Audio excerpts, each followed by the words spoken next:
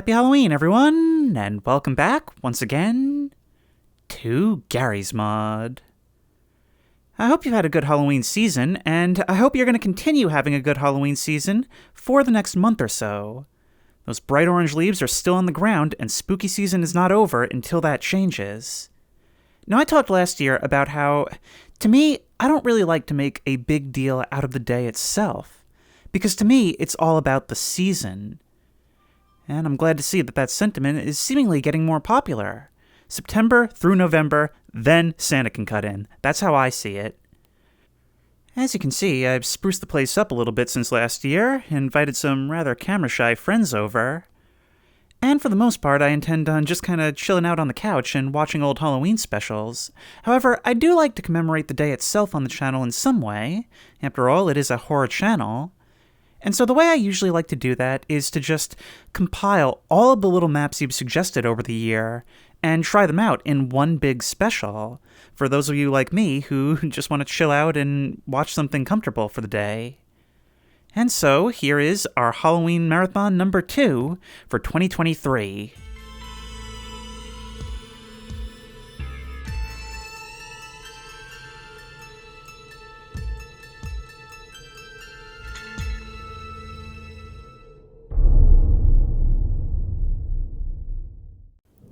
Starting us off for the night is GM Fish House, a lonely little house on a dock on an isolated island in the middle of a foggy, moonlit ocean. And even just listening to that nautical wind, the light from the porch reflected on the wet dock, I can already see why you guys wanted me to explore this. This is the ultimate hermit hideout. But before we explore this place itself, I think I saw some stuff up here. Oh, not just anything. A couple of old graves beside a shack. I get the impression that the family who lives here must have been here for quite a while. That's a sad but somehow comforting sight. Now, I love stuff like this for a Halloween theme, and I think it's a very specific association. I mean, stuff like this, I think I even talked about it last year, always reminds me of that Garfield Halloween special, where they end up in this house in the middle of a rainstorm, listening to stories from a creepy old man beside a fire. I'm gonna have to see if I can find that on YouTube and watch it again. I was shown that by my 3rd grade teacher, who was just awesome with everything Halloween. In fact, it was in his class that around October, every day he would sit us down on the mat and we would read a couple more chapters of scary stories to tell in the dark. And by the end of the month, we had read all 3 books. That was really special. All the kids loved it. He did the voices and everything. He was definitely risking his job traumatizing us. But it's such a core memory and such a big part of what I find creepy and comfy. I mean, he'd turn off the lights, we would all be sitting in the corner by the windows so there was sunlight coming in, but everybody would be fighting to be in the corner closest to the windows. Actually, by the time you're seeing this on Halloween, it's been about 20 years to the day since we finished. Well, let's have a look at what's in these little shacks. Oh, can't get through that way.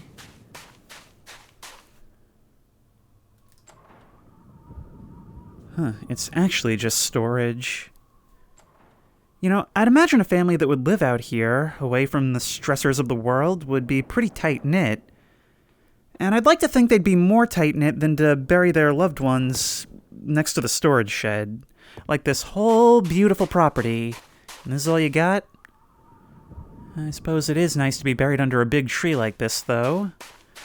Alright, well, we'll get to the house last. Looks like they've got another shed over there.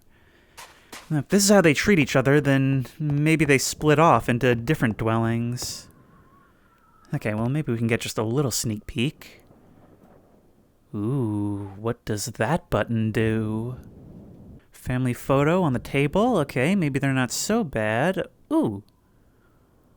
Oh, hello, they've even got a little seagull friend. A very unbothered seagull friend. Hang on, can we move this? There we go. Yep. How are you doing? Wow. It's kind of weird to be able to get this close and not have you fly away. Hang on, will you let us pet you? Aw, there you go. Don't peck a hole in our hand now. We're just making friends. Oh, that's cute. Okay, let's have a look. And actually, the longer I see the lights on without seeing anyone inside this dusty old shack, the more I start to think that maybe this is like the reincarnation of the old keeper, standing watch for anybody who might find use in these lights lost in these seas? Whatever, I'm not doing a retake. Floodlight's still going, connected to nothing. Wow, this is like a childhood Fort dream. And I don't have to talk to anybody. But first, let's have a look at what's in here. Now, this is somewhat cozier. Yeah, this is where they banished the defiant stepson to, huh? Or maybe not. Oh, with that view, maybe it's actually just more convenient to have a bed right here when somebody finally poops out. I can imagine having, like, late-night discussions with a good friend here at this table, hearing the nautical wind pass over the rooftop, watching the waves shimmer in the moonlight. I always love those places where, like, you know, you're talking to people late, and you can actually just lie down right next to where the conversation is happening and no one cares. What is that? Oh, I think there might be like an air tank or something leaning against that window. For just a second, I thought it was like the silhouette of a very tiny person. Alright, well, let's have a look at what's going on in there then. It's still a little dark. Although it does look quite cozy. Is keeping these next to the wood-burning stove really all that safe?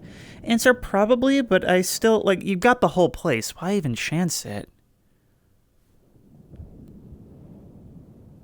Horror baby. Horror baby, what are you doing here? Oh, maybe I've got this all wrong. Maybe it's just an Airbnb. There we go. You were kind of sticking to the crate a little bit. All right, let's find a good seat for you.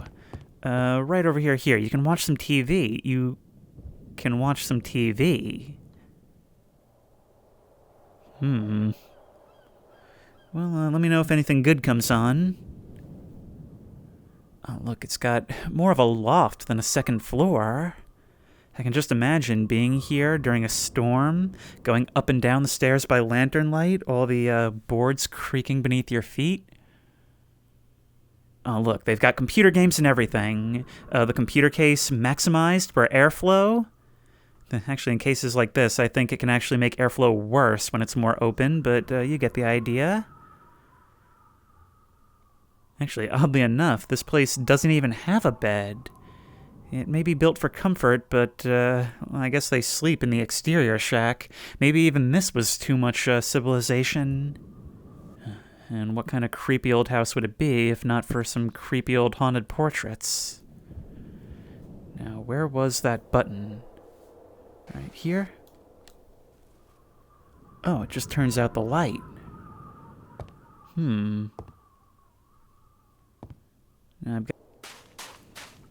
Look, there's a beat-up old boat on the shore here. I wonder how many people have come here guided by the light from the windows. I mean, it's got to be a pretty inviting sight when you're lost at sea, right? Which is reminding me, they do have something more modern stashed here. I saw an airboat at the dock, and I'm wondering if maybe we can't use that to go check out what's on some of these other islands. If they're not just skybox, that is.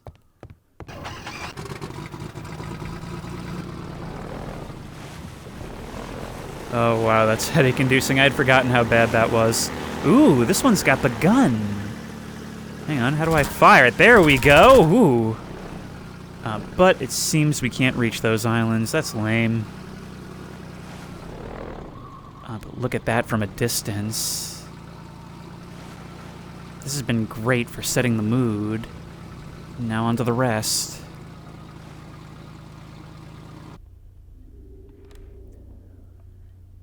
What was that?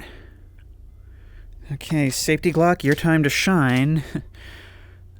Well, it seems we're continuing the nautical creepiness theme with GM Deep Sea Research. A research lab at the bottom of the ocean where, from the look of it, something has gone horribly wrong. This place totally deserted, the lights flickering. And it looks like it was quite a dilapidated place even before, not exactly well upkept. And of course, some of that could depend on when this takes place. Look at this tech. It's all like 70s, 80s. You see, I have very mixed thoughts on the idea of a secret base on the bottom of the ocean. On the one hand, it's kind of the ultimate safety bubble. I mean, there's no way anybody you don't want to get to you is getting to you. But also listen to the monotonous, rhythmic beeping of these machines. The occasional sound of the hull of this thing crunching under the enormous weight above us. And that's just the thing. You almost feel smothered by that weight at times. And in a place like this, as much as no one else can get to you, you realize that if something goes wrong, as it seems it has, you couldn't leave if you wanted to. And that's before we factor in the unknown of the darkness around us, and what could be circling just waiting for us to try and leave. And it seems like this place was a little bit on the spooky side even before all this went down. And meet the team, I guess. I wonder what kind of research was being done here. Maybe biological research? The organisms that populate this area? It doesn't seem like we can open this. It almost looked like it would be like a porthole or something.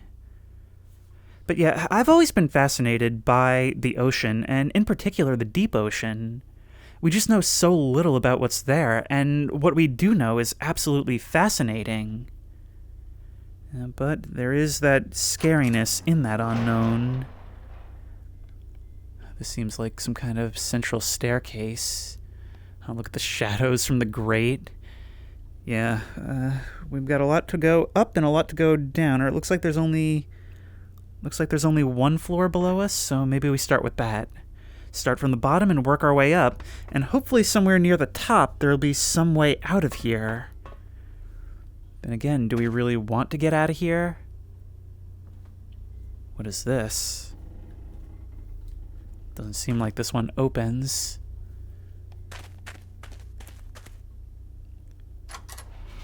Now, of course, is a great time to introduce the safety Glock for this year. Say hi, safety Glock. Hello. Maybe we won't be doing that bit this time, because it is very, very dark. My voice absolutely just couldn't handle it. That's also the reason. Maybe I completely threw out my lifetime warranty on that when it came to the Abandoned by Disney video. But what even are all these tools, all this machinery? Yeah, this lower deck seems to be some kind of storage area. And for how dark it is, I get the impression that this is the kind of place they would draw straws to not have to go to. Look at all these valves over here. This looks like it's maybe some kind of airlock. I would actually bet that this is the way out. But of course, we're not quite ready to try that just yet.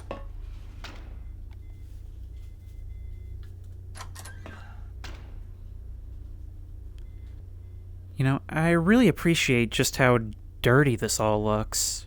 How cluttered it is. I mean, it's actually giving me similar vibes to something like The Thing or Alien. Look, all this infrastructure exposed everywhere because there's just no room for prettiness. Does this open? No. And I don't know, it just feels so uncomfortable, all this machinery exposed. Like, it just makes it feel so inhospitable and hostile, like it doesn't care about the human element. You're just here to keep the machine's wheels turning. And now you're basically an organism left stranded inside a dead host.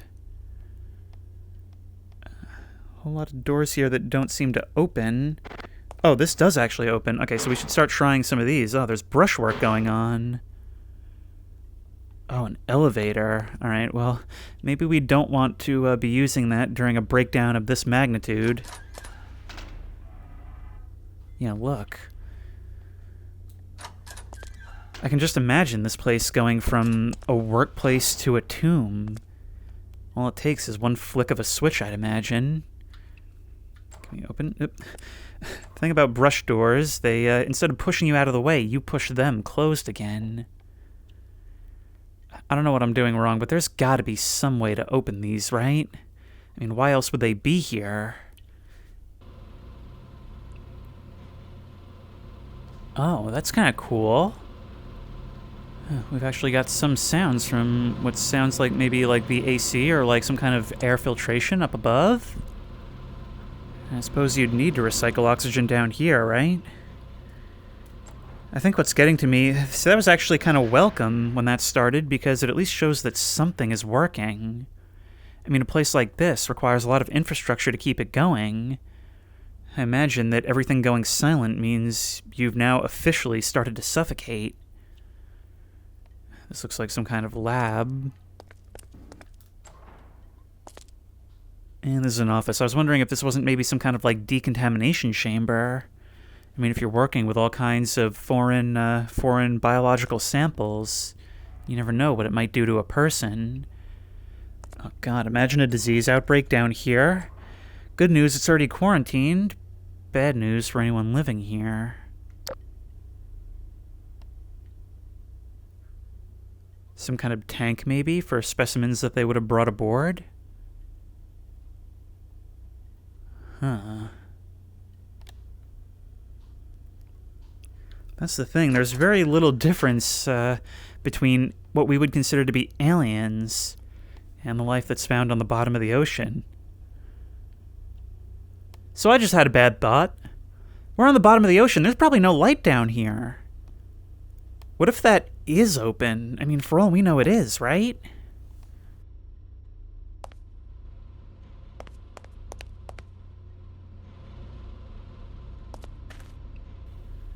But it's all just so, like, winding and utilitarian. It sort of reminds me of that one house. What was it? 8800 Blue Lick Road. The one I explored a photogrammetry map of. Only this is a lot more sinister. This looks to be some kind of, like, power generator room. It's all just so cramped. I can almost feel like the base shifting as something large outside rams into it and getting thrown around amongst all this metal.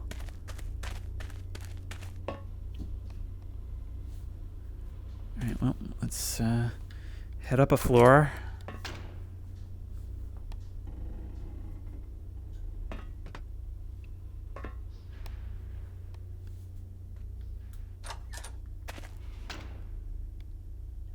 This is probably mostly the quarters, then. There were a few living spaces downstairs, but, this is definitely where the main body of the staff would live.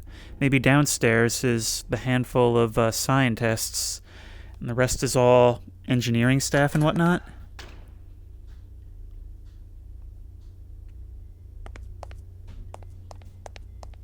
Just so many corners. Imagine playing like Murder or Trouble in Terrorist Town on a map like this. Even worse, imagine some kind of creature able to breathe air were to get loose on board this thing. All the different enclaves that would form, people hiding in their rooms, knowing that something's out there, knowing that each other are out there, but unable to move into the hallways to group together. This place would become a death labyrinth. Yeah, I think this actually is open. But I still can't seem to interact.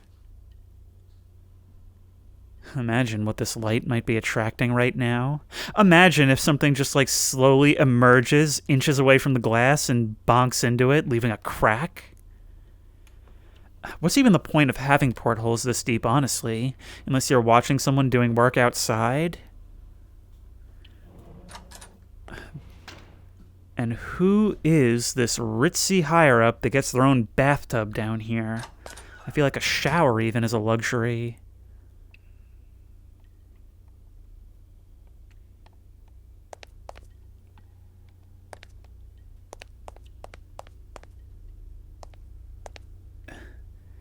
Why'd we have to have, interior large windows looking out onto darkened hallways. I mean, look, let's get back to the idea. Let's pretend for a moment that this place could be just a cozy spot to relax. Down here with your friends where no one else can bother you. Imagine you're sitting in here, right? Looking out onto that. You would constantly be like looking over your shoulder thinking, hey, did you just see somebody walk by? Aren't we the only ones here this time of year? Now there's a thought. Imagine going the lighthouse with this. This place that's normally well-staffed, but seasonally it's only 2 people left behind. And all the things that can happen with that. Hang on, nobody steal that script. I'm writing it. Or, you're probably more likely to get it done than I, so if you do manage to get it done first, bravo and thank you. This is locked. Okay, well, you know what's not locked is anything where the safety lock is concerned.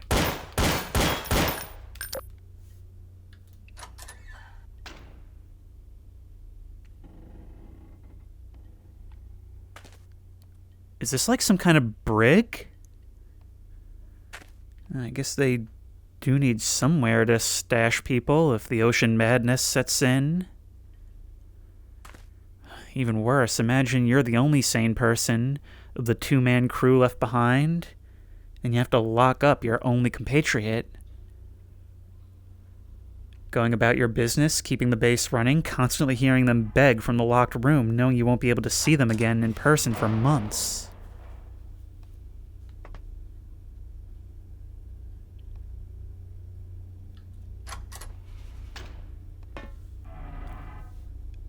Catwalks above the power room. Every once in a while I hear a beeping that sounds like the elevator being accessed or something, and I do not like it one bit. But it would seem that's the entire base explored now, unless there's something I've missed, which is entirely possible, meaning it's time to don a dive suit and head out and see what's out there. What caused this place to be abandoned?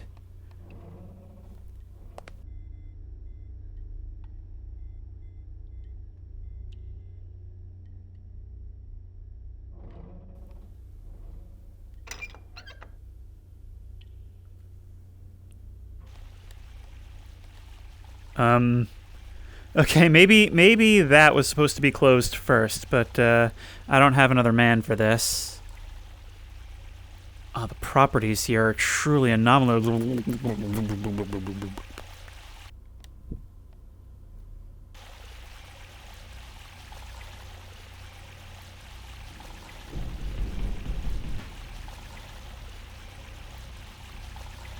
I'm not quite sure of how all this is supposed to work, but it doesn't seem to be working correctly. Well, good. Ooh.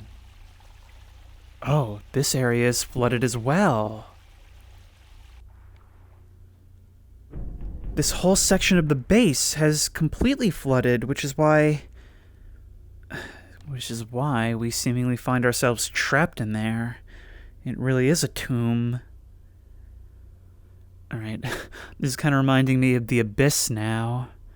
Let's see if we can get these doors open, these doors that presumably lead to the outside. Oh, don't like.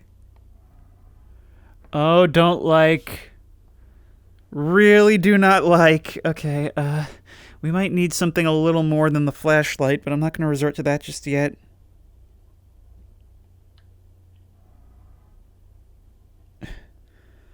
Imagine the big, puff of sand as we land down here, seeming so weightless and somehow still so heavy.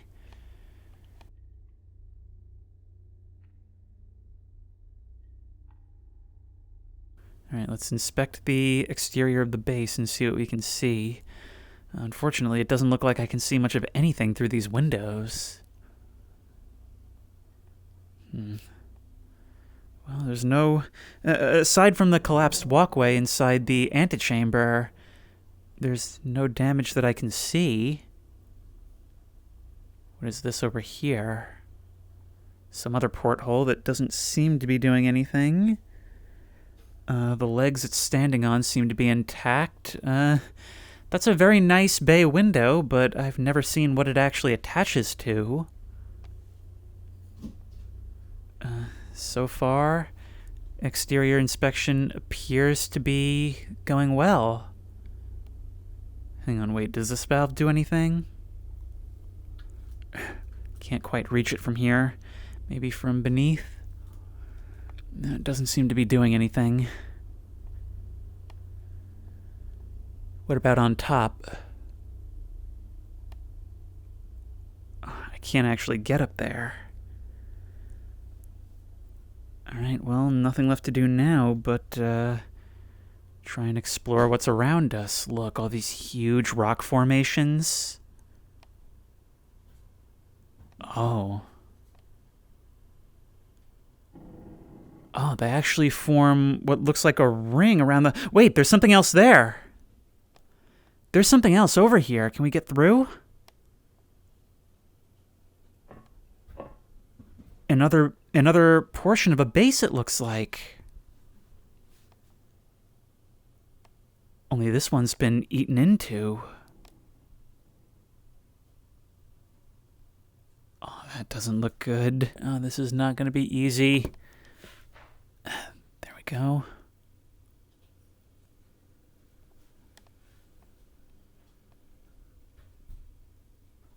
And here it is completely silent.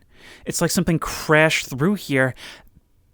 What a nightmare. It's like something crashed through here and then burst through the wall of the sleeping quarters while the person in here was asleep.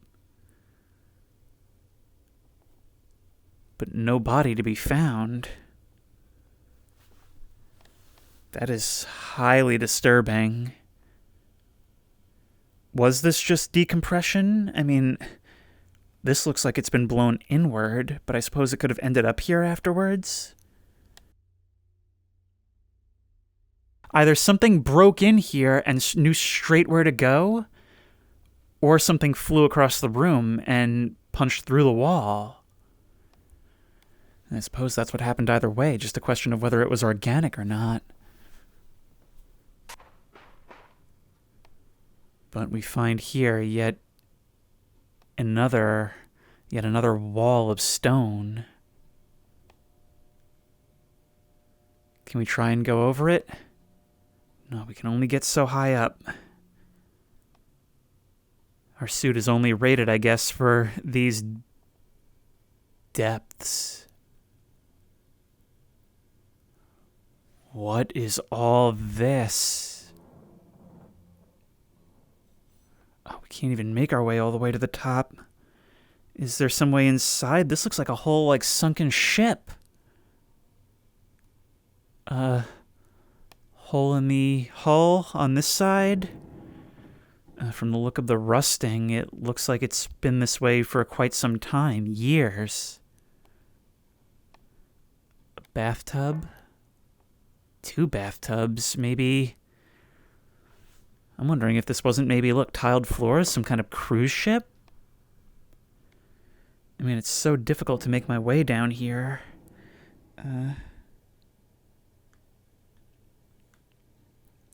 Hang on. As some of you may know, it's actually very difficult to swim downward in VR. Ooh, those pipes actually scared me. It's very... If you thought claustrophobia was bad in the base, it is so much worse than here. Bodies. 3 bodies. All badly decomposed.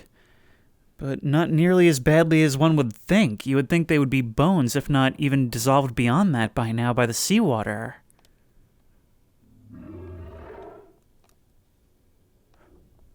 What was that?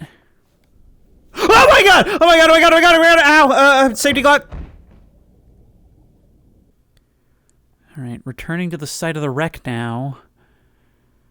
Still not ready because we can't have a gun and a flashlight at the same time. But I don't think there's much else to see. I don't think there's much else to see here, and to be honest, everything that's here doesn't really particularly want to see me, it seems like. Well, there's definitely some very strange creatures down here. Although, what we saw, something of that size, I don't think it could have sunk this thing.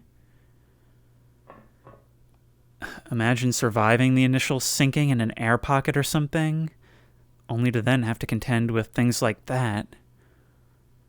It's the hopelessness that really gets you. Well, let's continue to look around then.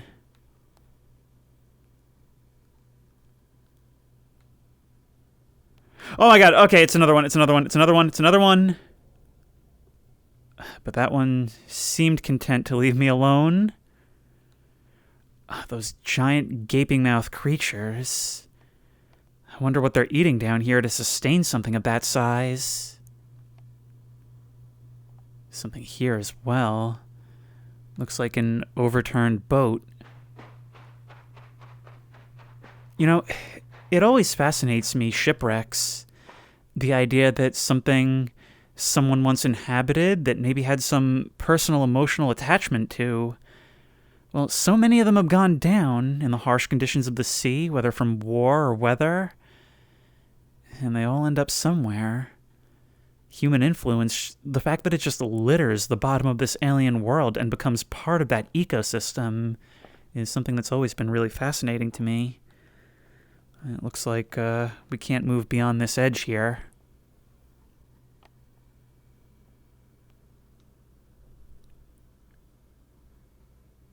Human bones, it looks like.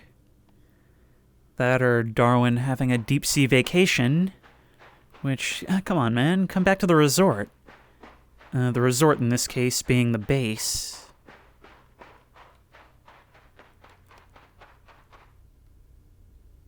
Speaking of the base, it seems like we've made our way back.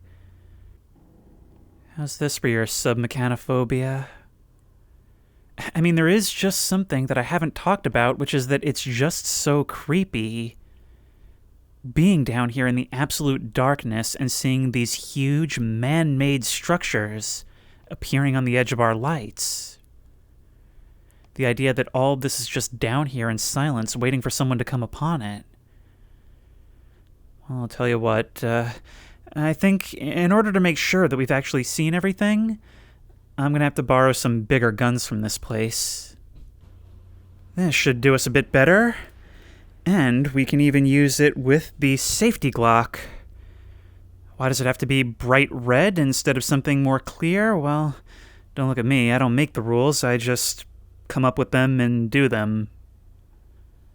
And it seems like it's even given us some quite unnatural properties when it comes to penetrating the rock.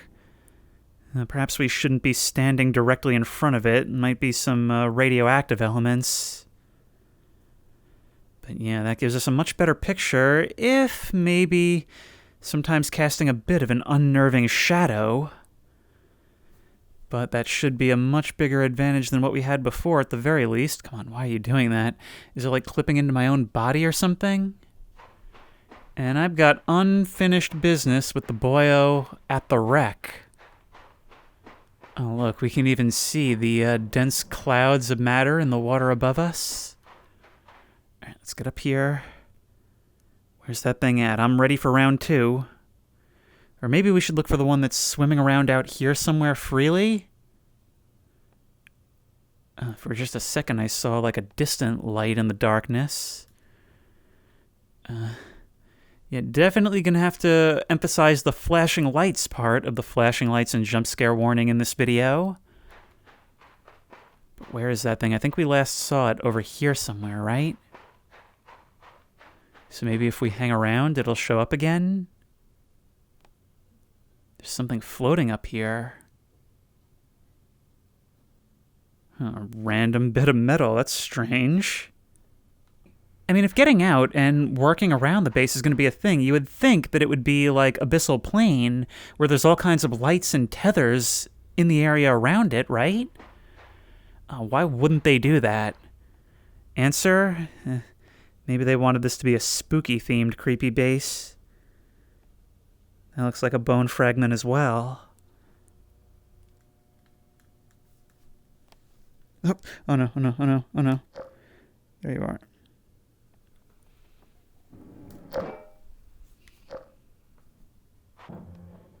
Alright, well, since the other one that's free roaming seems to be quite elusive, I think I'm coming back for round 2 with the one that's in here.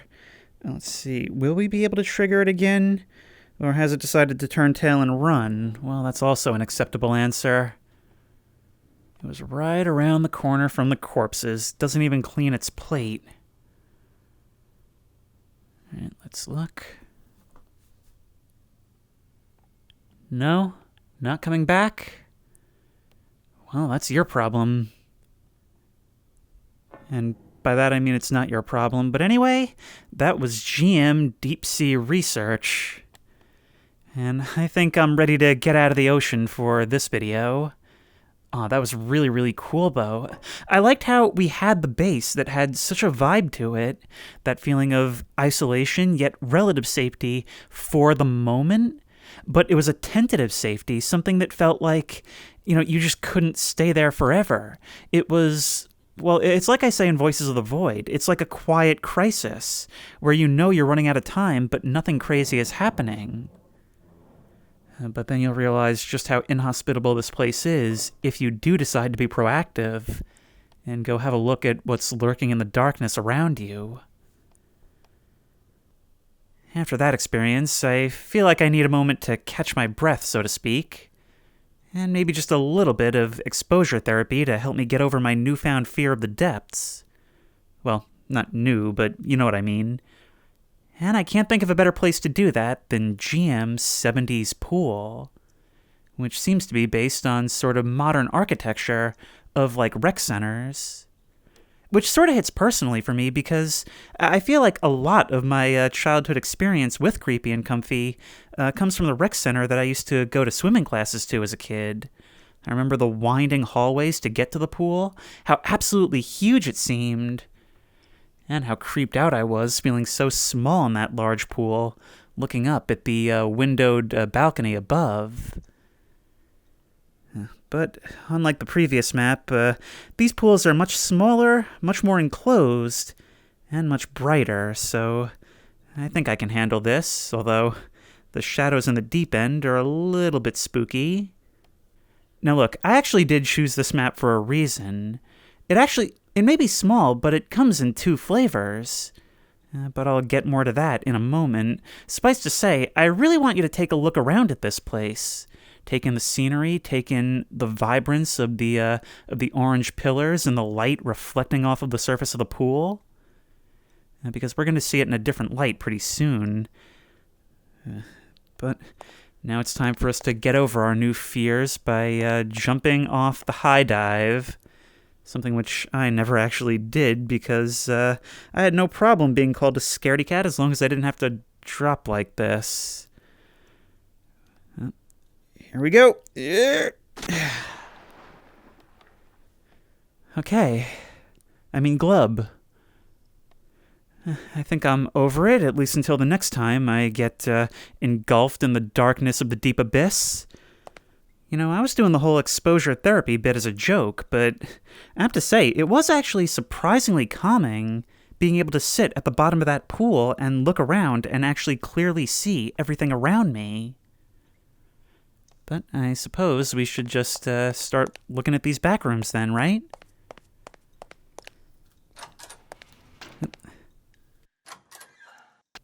Do we play the stall game? If they're going to be, blocked by my body, I don't think it's worth it.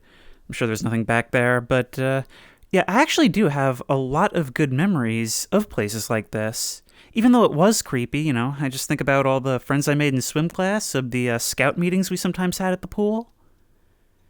But memories are actually a good thing to keep in mind for this. Why is this here? And it's because of the alternate version we're going to see. Okay, so we've got back here. These both lead to the same place. But yeah, I imagine it's going to be divided into 2 shower areas, probably men and women. There we are. And what about over here then? Where does this lead? You gonna... Locked? Huh, well, we are gonna have to do something about that. There we are. Okay, that creeped me out a little bit, even though I know it's caused by me closing my hand. Just use the force, no problem. It's so weird how, like, cramped this all is. I mean, I feel like you wouldn't even be able to get one door open if somebody else across the way was trying to get out. Let's see, what else is here? And locked. Let's see, is there anything back here? Nope, just more change rooms. I'm not assuming there's going to be anything back here. There's so many I'm checking periodically just because it would be so easy to hide something. And look. See, architecture like this is stuff that I love. Look how we've got that angled corner at the end there. We've got the jutting out pillars all throughout. And it, like, guides the eye. Little things like this, people don't think it matters, but it really does. It's so depressing how everything is just like a cube and hallways these days. It might be more efficient, it might be cheaper design, but look, when you have stuff like this, it's actually like pleasing to the eye, almost like a painting. These interior windows, which, while they notoriously creep me out, still create sort of like a partition effect while making it all feel like one whole space. I mean, it just makes it such a comfy place to hang out. Even if those same angles don't sometimes lead you to believe you're being led to something that's hiding around the corner. Oh, I see. It's a storage area. See, just one chair is ominous. A whole bunch is, well, just good janitorial work. Yeah, I actually am quite familiar with architecture like this. These big open stairwells. But let's see what the view is like from the second floor. Oh, there's all tables set up. It's like a dining area. Stuff like this is just so chill to me. How, like, one group can be up here watching their friends swim below, having a coffee or a snack. This is why I love the vibe of rec centers, because it's just a whole bunch of people all doing their own thing together. I feel like I've talked about that before in the context of, like, a living room.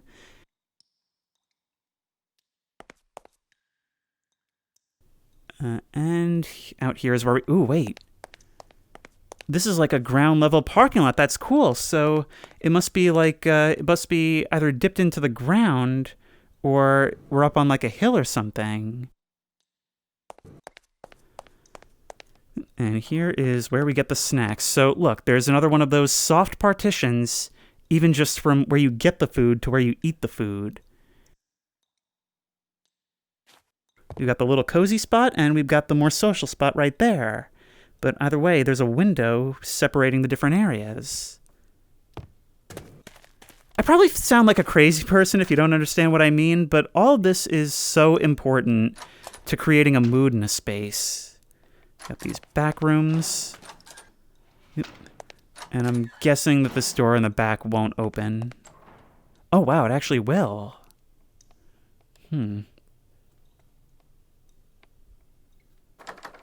But that's all there is. You remember as a kid, like, when you would see an employee go to these back areas and, like, as far as you were concerned, it might as well be Narnia? I'm curious, do these elevators actually work? They look like they maybe do. Oh, they do! That's cool. But that's not going to be the case for long. Do these doors open? Yep, here's... Oh, it's a projector. I was going to say, I was looking for like a hole in the wall to see if maybe they can't like project out over here, but since it's all windows, there's no way to actually do that. Here's administration. Oh, wait, do you have windows too? You do! Okay, let's add another thing to my list of loves in architecture. Interior windows that look out into a lower and larger space. I've always been so jealous of the manager's office at grocery stores, I'll tell you that much. And I really gotta wonder with maps like this if this isn't based on some place that the creator knew at one point. Because all of this is just so specific in terms of its colors and its presentation, in its architecture, that I can practically feel the dense humidity in the air. I can smell the chlorine and hear the sounds of people splashing below and conversation in this diner. But assuming that is all there is, we're about to see it all in a completely different light. Hope you've been taking in the sights. Ooh. Finding myself in total darkness, which is a bit unexpected. Welcome now to GM70's pool. Abandoned. Oh, and like a nightmare, it seems, instead of any logical location to start with, we're spawning in the showers. We know how to get out of here, because of course we have memories. Oh, look, all the chipped and missing tiles, all the doors hanging ajar, all the windows smashed. Let's walk out onto that familiar place. Oh, so it is daylight. Could have fooled me. Look, we've got the cages and fences over the former windows, since clearly the wooden barricades aren't holding up. They probably had to deal with lots of break-ins and vandalism. All those chairs thrown about at the bottom of the pool, which still actually has some water pooling in its deep end. Probably coming through the ceiling tiles. We can see that some of them have fallen away. Now, the high dive has long since collapsed. But the shorter one still seems fine. Not that I'd recommend jumping off of either at this point. But look, somehow, even though it's different, it still manages to capture that feeling of those rays of light coming through the windows. I would be so stoked to find a place like this in real life. And look, I've wanted to explore this map for a long time, because I'm just so intrigued by the idea of getting to explore a place both in its prime and after abandonment. Several times, I've been able to find historical pictures of places that I've explored while they were in operation, which is why I really agonized over which of these to do first. But in the end, I opted to go the way I did because I've never explored somewhere while it was abandoned that I had first known in operation. And it is quite an experience indeed to come and see a place that is familiar yet changed.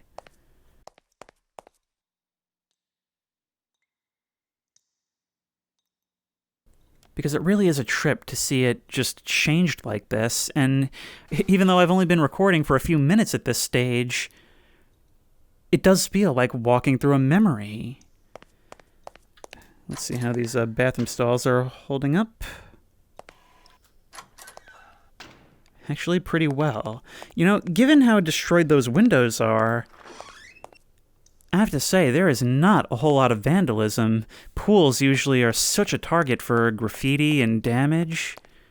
And the fact that that seems to be all that's there is kind of a small miracle. Especially since, you know, if you see chairs in the pool, somebody threw them in there. Which means that somebody had a great time smashing the windows, but didn't seem to have done much else. Oh, look, some of the changing stall doors are off their hinges. Can we actually open this door now? Nope, still locked. Yep. And I can't seem to crawl through here. So we're going in the unconventional way. Yep. There we are.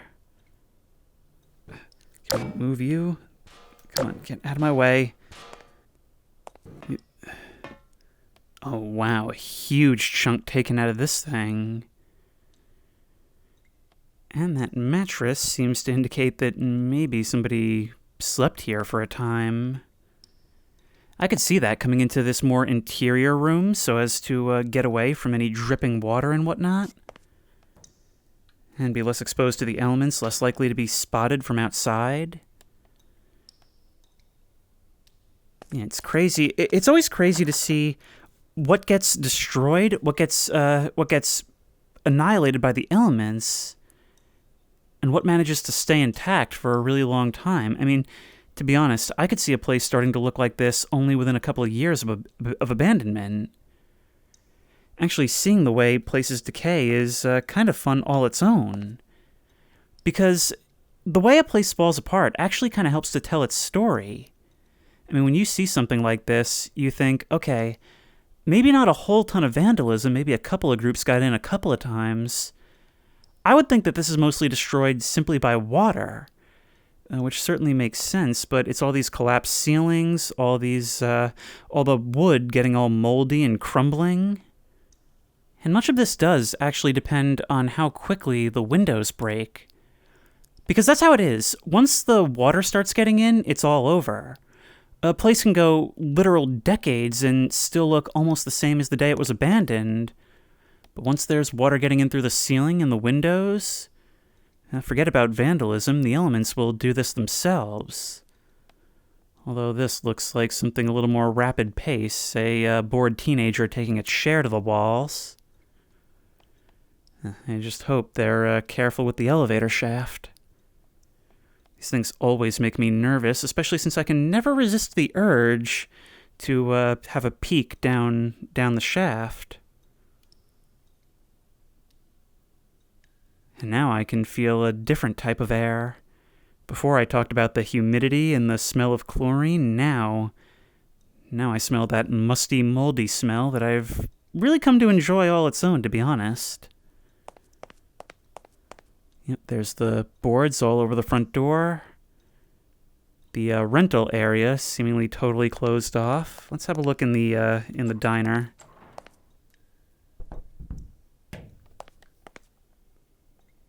Was that me? That wasn't me! You heard that, right? That's like the kind of thing I did in Macy State. I've been beaten at my own game. That was creepy. Am I meant to understand that maybe there's somebody in this back area? At first I thought I was like tripping over objects or something, but that was unmistakably a voice. These tight little back hallways always creep me out when I'm exploring. It feels so cramped, feels so dark, and like somebody could be hiding around any corner. And it's not like I'm particularly scared of running into people when I explore, but running into them at close quarters, where neither of you knows that the other is coming, that might result in an unpleasant interaction. Kind of like bears in that way. Now, this would make me think that the door was locked, and somebody decided to kick it open.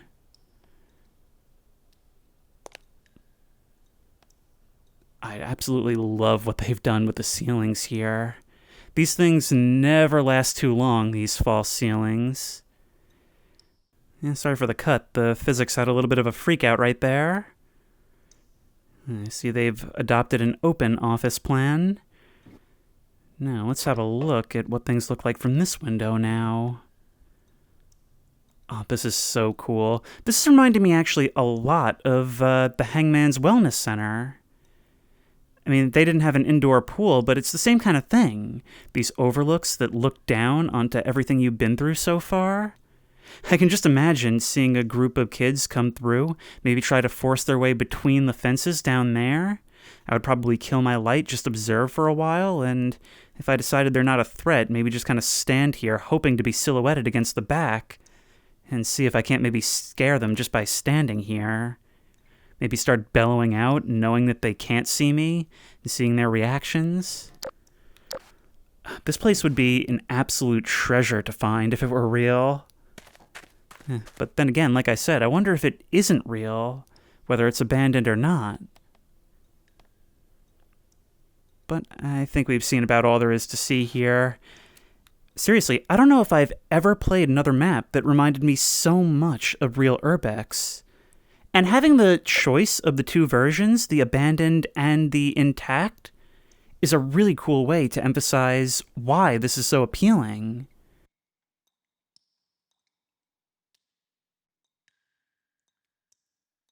And that architecture is doing real work here. I mean, being able to see it with like the vines hanging down over the windows, those previously somewhat creepy angled hallways and such and pillars, now casting all kinds of shadows in the darkened space.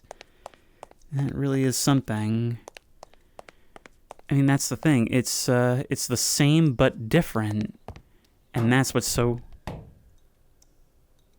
appealing. Okay, I don't think...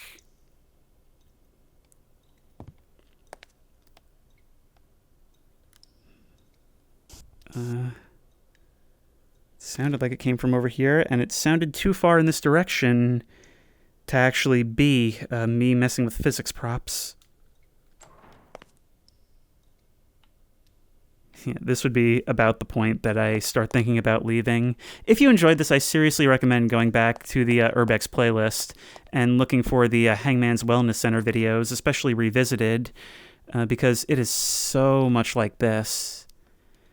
And in that place, too, I thought someone else was there with me by the sounds, although I never saw them.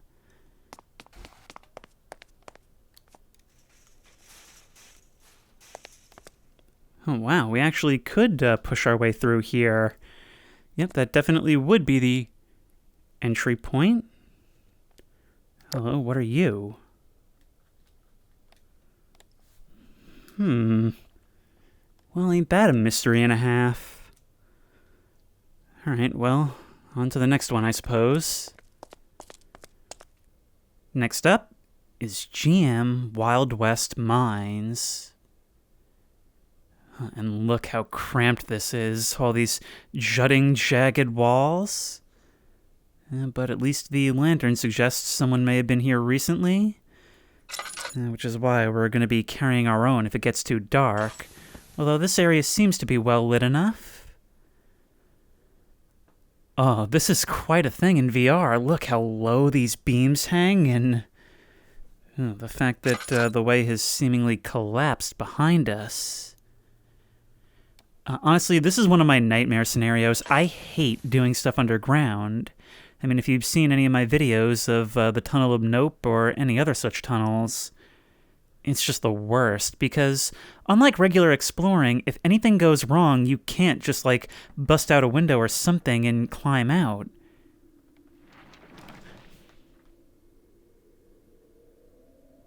Are you hearing that?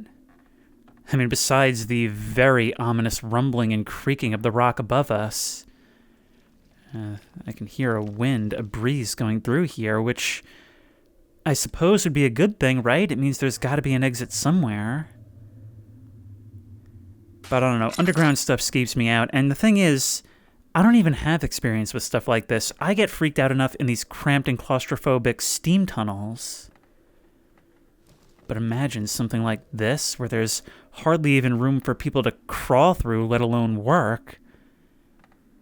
The idea of a cave-in, the idea of getting lost, not being able to find your way out, a flood, there's just so much that could go wrong.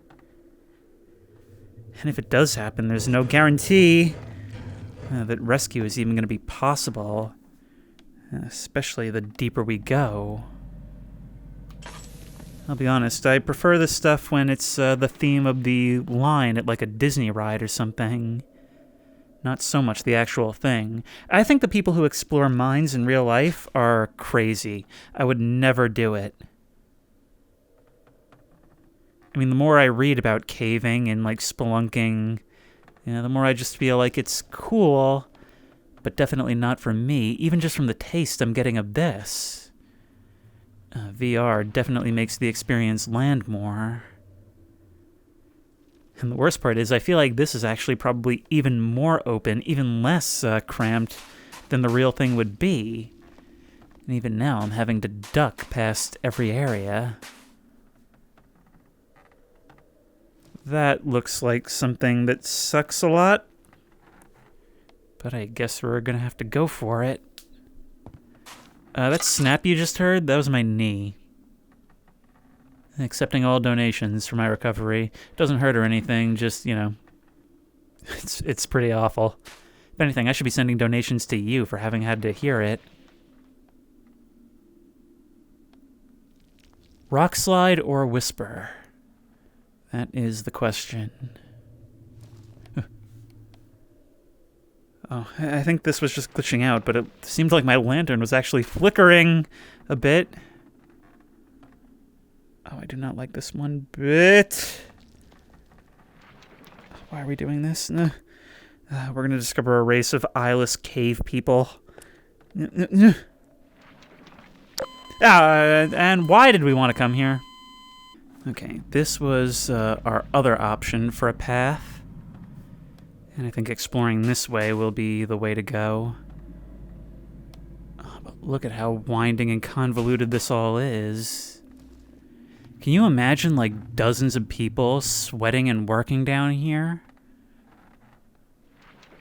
I can't believe this was, like, reality for so many people.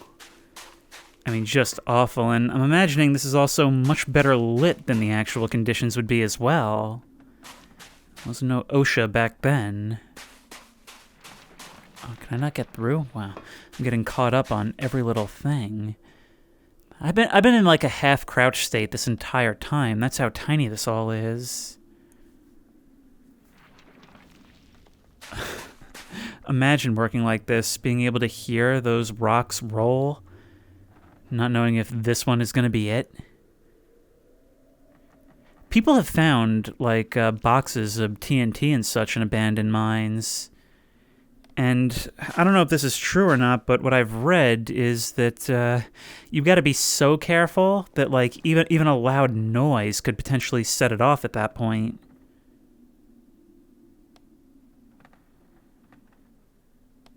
Is there anything up here? No. Crouch, crouch, crouch even further. Oh, this is so cool. I wonder what kind of gameplay you would even experience on this map. Can we push you forward? Oh, wow, we actually can. All right, get down there, you. Yep. Will gravity take over at this point? There you are.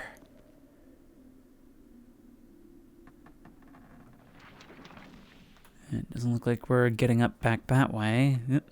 And the ghost cart rolls on back. Couldn't quite make it up that hill, it seems. A wide open pocket like this is almost a breath of fresh air. Something like this would be the worst, most cramped part of the journey on most other maps. But everything all looks the same. I have no idea if I'm even getting turned around or not.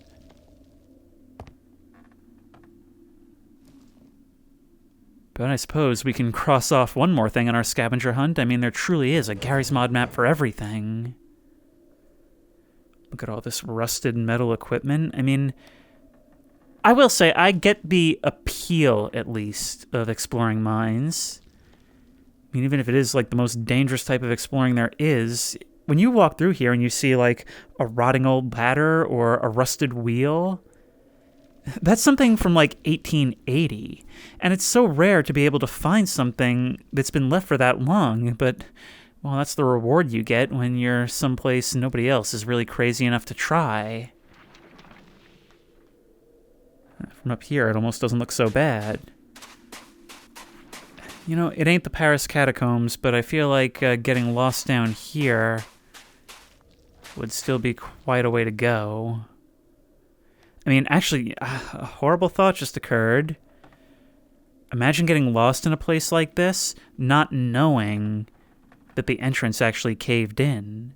So you're just walking around endlessly, searching in vain for an entrance that doesn't exist anymore. Oh, wow, I just realized how far up this system goes. Yeah, I think we looked down from up there before, but look at that. So I guess it's mines made by us, also going through natural cave systems. Or, I'm actually not sure. Would old-time mines, would they just be exploring and working within existing cave systems? Or would they actually make their own tunnels? You load 16 tons, and what do you get? Another day older and deeper in debt. Sorry, I was just singing this song about YouTube. Anyway, I think we're more or less done here, but I have had a look at this place in NoClip, and I just want you to see what this thing looks like from the outside. Honestly, it's like an intestinal tract with something really, really wrong with it. Alright, get on out of here, you. Actually, with the grav gun, how quick can we send you up the river? Huh. Well, knocking you off the track is fine, too. Anyway... Look at this. Absolutely crazy. It's not even very big necessarily, and yet so convoluted, and just I have no idea how they did these environments. I don't know if this is all made out of props or if they're just like crazy good with displacements.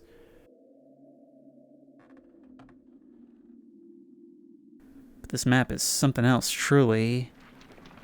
Crawling out of those mines, I headed towards the one lone speck I could see on the horizon. GM Fieldhouse. And it truly is in the middle of nowhere. Look how almost dreamlike this is in its serenity. It doesn't seem like something that could really exist on Earth, and yet the Midwest is full of these things. This just appeared on the workshop even as I was making this video, and it is just so absolutely gorgeous to look at.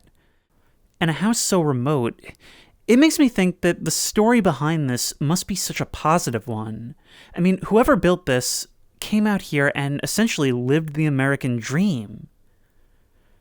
It makes me wonder who lived here, for how long they lived here, for how long it sat empty, and what other neighbors used to surround it. I mean, it really does tell a story to be the only thing left. But let's have a look inside. And it seems like this map is also being realistic in that often all you're left with in these situations... Oh, I can't seem to open this door. We'll have to go in the window. Is not some place with elaborate underground bunkers or secret hatches. A lot of the time, the fate of these places is they end up like this.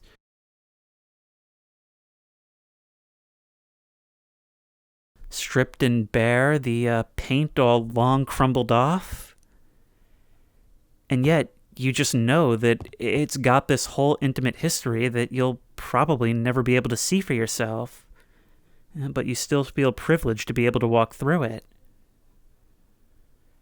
And that's the thing. That, I think, is the real appeal of exploring abandoned places. Not only that it gives you those privileges, but because it allows you to enter a situation that normally you'd only be able to see in a dream. Something you'd normally only be able to see in some surrealist painting. That there's still some level of connection with the world itself, and not with the artificial constructs that we all live within. Well, anyway, back to spooky, scary Halloween. What is happening here? I was just going to say GM Void Island seems to be in the spirit of things, but Void is right.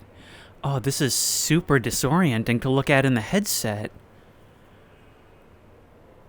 Oh, it's like the world around us is like reflected in, well, the void that surrounds us. Almost like there's some kind of like shimmering water that this whole place exists in a bubble around.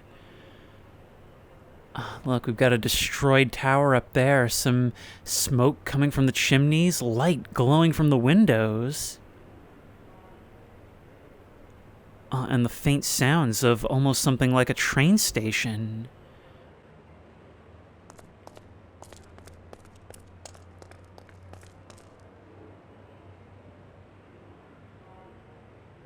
Oh, it's weird. It's like all the sounds of a bustling city just around the corner, but we can never quite reach where everyone is. The nice glow from a welcoming diner beneath this canopy, but still no one in sight. This portrait is hanging upside down on the wall as if we wouldn't notice. Oh, look, it's also quite vertical. All these angled alleyways going between the buildings, all these staircases going up and down, leading to actually like stacked hallways. Oh, it's like a city that really exists, like merged into itself, all with these shimmering forms of it hanging above it.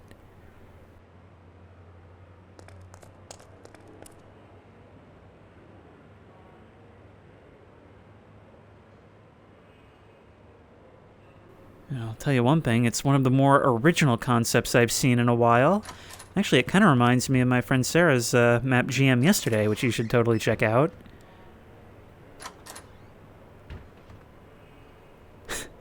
I hadn't considered how beautiful this would look from the windows, and it seems their architecture has taken that into account. Oh my, it's like a lava lamp. I could stare at this for hours. Is there a bed? Yeah. Can you imagine, like, pushing this? Do this the opposite way. Push this against that wall, turning out the lights and falling asleep, just staring out at that. Oh, the lights of the place, not so strong that you wouldn't be able to sleep, but enough that you can watch, look, those changing colors as the hue shifts back and forth from yellow to red. These weird, bizarre dream worlds that we enter, well, they're almost like a surreal crib, something that's made to comfort us from an amalgamation of our thoughts of the moment, or even just random thoughts from our collective life. It just seems like every time I have a dream about a weird space, it always comes down to these images that are somehow disconcerting and comforting. And I think it has to do with the fact that, you are asleep. You are safe in your bed. You're under warm covers on a fluffy mattress. And the world around you will reflect that. You'll always feel that drowsiness that even for whatever craziness is going on, you just can't be asked to deal with it, and that's okay. Just look at this. If I could live here, I totally would. If I could take this headset off and find myself staring at exactly this, well, I mean, it probably would be pretty bad once it comes time to look for food or water, but, for a little while. And look, we've got these lanterns glowing, the dust flakes in the air around them. All these tight spaces that sort of make you feel like you're not being bothered by anyone. You can hear them nearby. You know they're there if you want them. But you yourself are free to do as you please. You yourself can lie your head down and not worry about disappointing anyone because all of us are here doing the same thing. We're alone together. I think if it weren't for the sounds and the ambiance, it would feel a lot more creepy, like someplace that you find yourself trapped. But because those sounds are there, the sounds of people moving around in conversation, you feel more like you're getting off work on a winter day or something, You feel like you're not never going to run into someone, just that you'll occasionally pass someone much like yourself on the street, and you'll just have a brief moment of acknowledgement, maybe a small conversation if you both want it. But there's no pressure to not just both nod at each other and continue your separate ways. You can have those moments where, well, if these railings were a little taller, you just kind of lie down on them and rest and look out onto nothing. And the idea of there being nothing beyond this place makes it feel like there's truly no responsibilities. Like you can wander around here in your forever twilight for as long or as little time as you please. Yeah, maybe that's the biggest comfort in a dream world. It's the fact that you don't think about any of your responsibilities. The reason life is as stressful as it is, even while you're lying in your own bed if you're awake, is because you know that sooner or later you're going to have to get up, that you've got those things that need to be done. In a place like this, there's none of that. In a place like this, the comfort is, well, it's irreducible. It is only itself. And you can sit in your little alcove under the stairs for 1 minute or 1,000 years if you want. Climb your narrow little staircase, feeling comforted as the railing and the wall brush your sides as you go up. It's like being in a blanket even as you're going up and down the stairs. Oh, wow. This is one of those thin houses.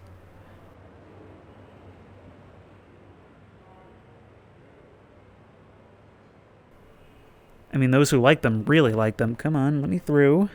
Maybe this space is a little bit too narrow.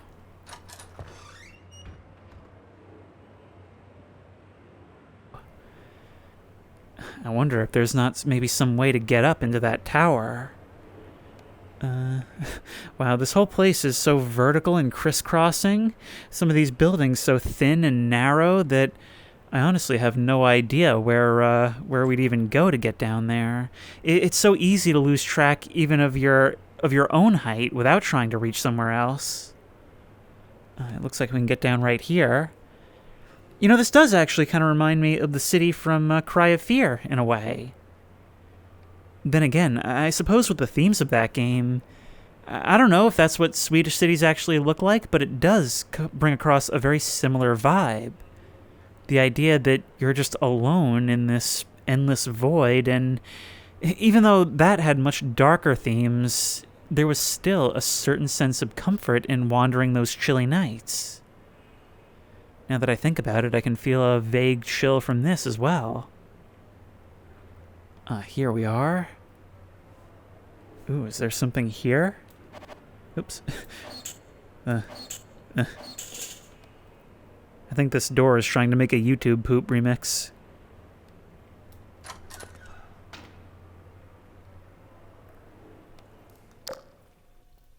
Now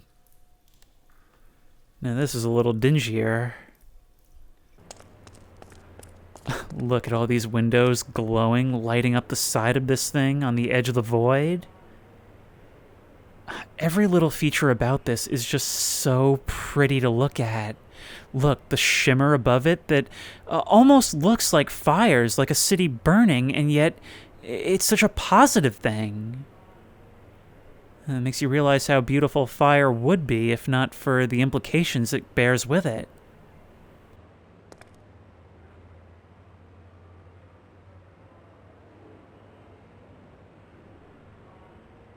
Where you can only appreciate the image at its barest, most face value with none of the attachments that would ruin it in waking life.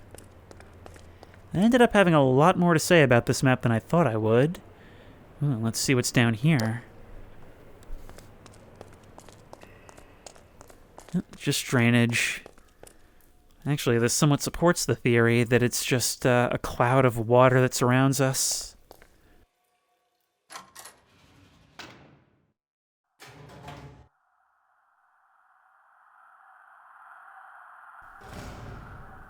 But of course, every dream, if you allow yourself to think about it for too long, will allow the waking thoughts in.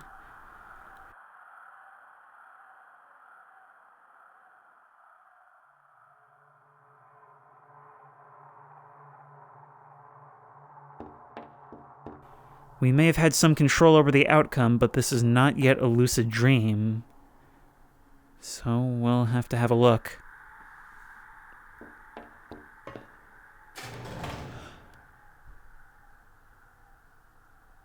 Oh, it takes us right up into the tower. Maybe we were able to pull ourselves back a bit.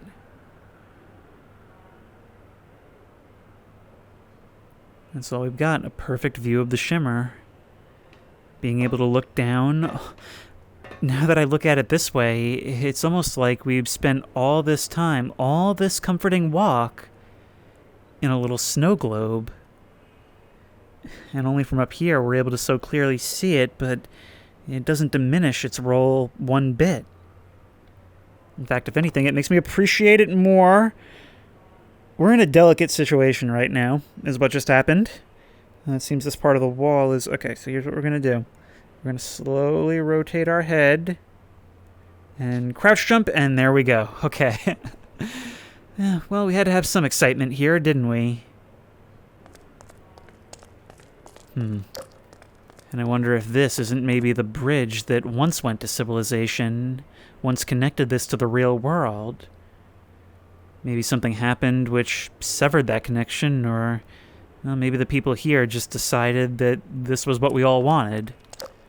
It's exactly like when Bugs Bunny sawed off Florida. I'm also declaring it headcanon that Bugs Bunny was responsible for whatever's going on here, too. I don't know why, I just kind of have a gut feeling. But I think this is what I was looking for. See, these people know what's up. These people know the value in this property, that there's no point in even having this property if you don't make your walls 100% window. Oh, and the spiral staircase is a nice touch as well.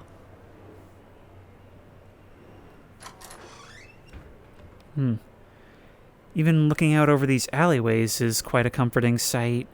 You know, these lanterns really go a long way towards making this place feel cozy.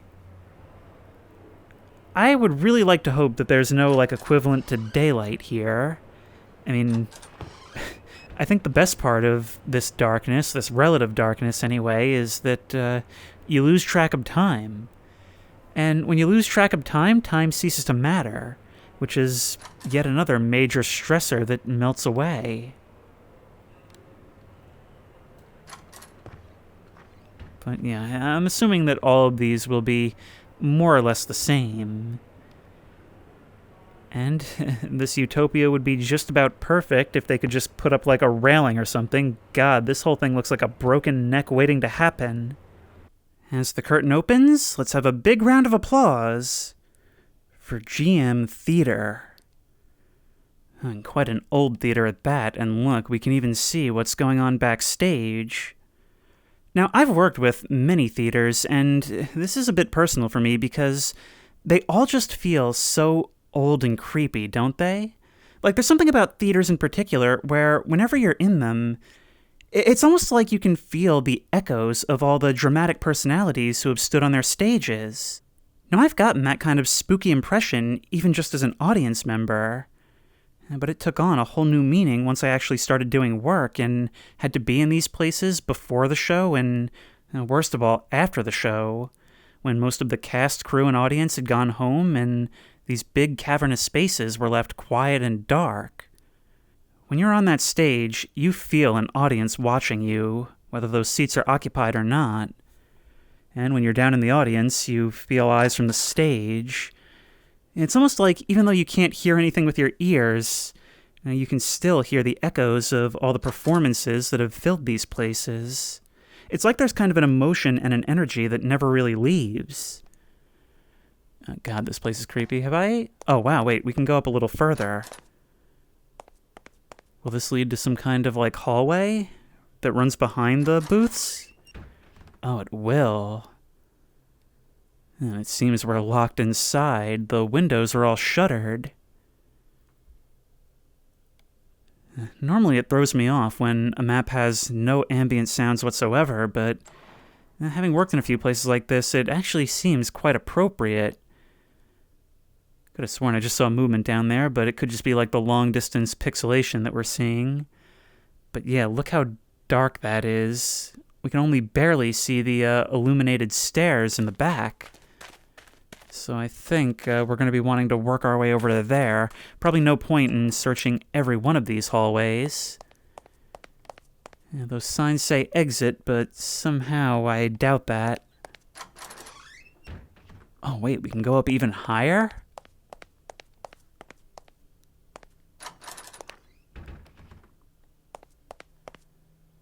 Huh. Even the place I worked in back in June when I went down to Florida for a couple days, those of you on the Patreon can see the video that I took doing a walkthrough of it, and it was an actual liminal space. It was crazy. But it always, I don't know, there's something striking about some place that is usually so loud and full of life, and going so silent when no one is here. It almost doesn't seem right. But I think we should start making our way downstairs. My phone just scared the absolute bejesus out of me. Okay, moving on. Looks like there should be only one more floor below this one. Let's see if there's anything different down here. Well, I am seeing doors right here that say exit. Maybe we can head to the lobby? Ooh. Yeah, this is the view, the head-on view of an empty stage. And usually you're so used to seeing like a set or something, or curtains in the back, when everything is drawn and you just see that painted black back wall. Well, it's almost like the whole thing is a giant mouth and you're staring down its throat. It seems to go on forever. And then again, it does have the amazing ability to constantly vomit forth new productions.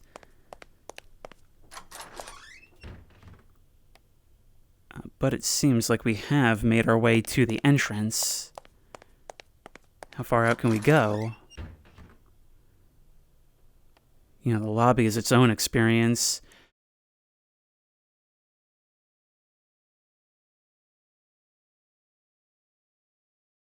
Oh, and look, we can even see outside the windows. It's quite a dark evening out. This is actually giving me real 6 p.m. vibes. Now, I will say that although it may seem creepy to have this large, open waiting area, clearly such an old space and full of history with such ornate architecture, this isn't actually the worst way to experience the lobby. No, the worst way to experience the lobby isn't when it's completely empty. It actually starts right the moment everyone files out and begins to take their seat in the theater. Why? Because when I'm out here doing something, I can just faintly hear the noise of all the activity going on over here. And that's a really creepy feeling that there's a lot of people just out of sight. So much worse than emptiness, especially for all the joy and festivities that are seemingly going on. Wow, these restrooms are really not up to the splendor of the rest of this palace, are they? I mean, at least get some of that blue stuff in there, right? But I will say it is quite a nice waiting area, isn't it? Look, there's like a lounge and everything. Very few places I've been to have something quite this nice. Well, let's start heading downstairs. The sooner we do that, the sooner we can get to the orchestra pit and maybe climb on stage and face our public. Oh, look at this. This is the kind of place you just don't often get to see in real life. At this rate, this whole video is just going to be me complaining about modern architecture, but come on, we used to build things so nicely. Where did that all go? Here's the ticket booth.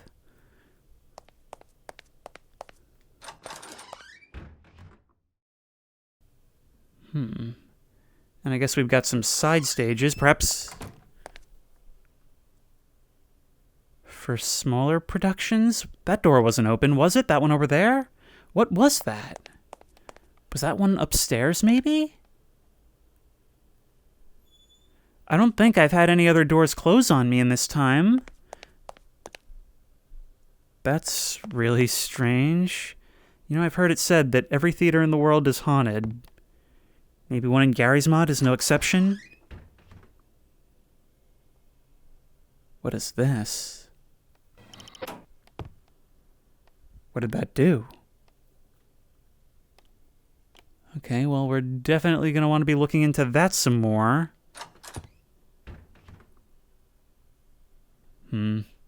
Yeah, the back offices in a theater are always real creepy. It's always just this one dude, this one underpaid or possibly not paid guy just kind of shoved into what used to be a broom closet. What about this way, then? I'm real curious. I'm starting to think that there's more going on with this map.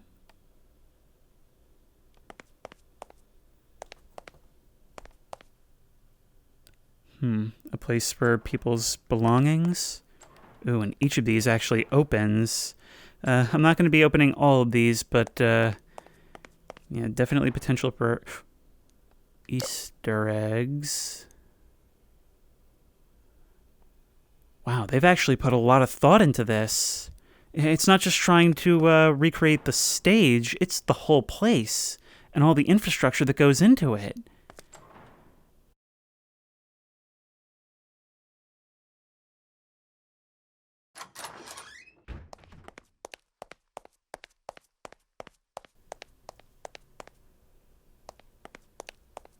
It's like walking around underneath the Roman Colosseum or something. All these wide and twisting hallways, which all somehow still end up leading to the same place.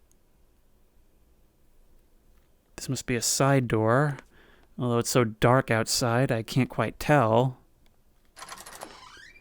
And another staircase. Here we are. And do you see how from the lower floor, all of this just towers over you? I mean, I feel like theaters have just such this huge sense of scale to them.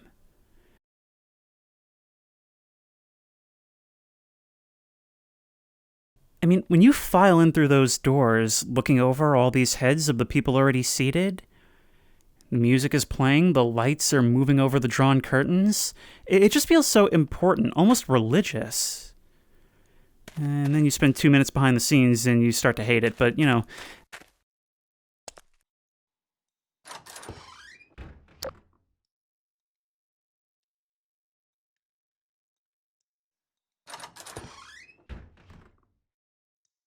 But this is where it all goes.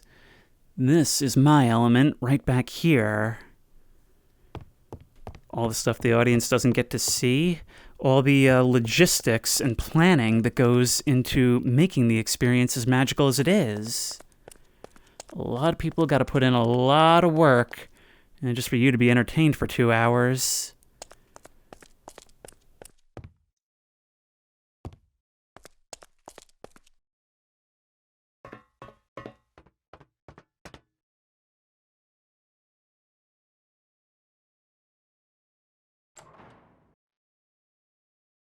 But you know what?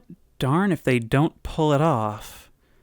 Because I've seen some crazy things, man. The things these people are able to pull off and actually present so flawlessly in front of a live audience, I mean, you would never know. They make it look so easy, and that's always been so insane to me. But yeah, it seems like these all just kind of loop back in on these main stairwells that go up to the seating areas. What about you guys? Are you going to open? You will, I guess these are probably supposed to be dressing rooms, and I can only imagine that spaces like this would at one point have been windows. That's the thing, in theaters you can always see the echoes of architecture that was needed before and was later changed, because the needs of productions are constantly changing, sometimes even from one show to the next. And they will make whatever changes they have to. Yep. It seems like a lot of these rooms are largely disused. And now we're as high up as we were before, but still entirely from a different angle.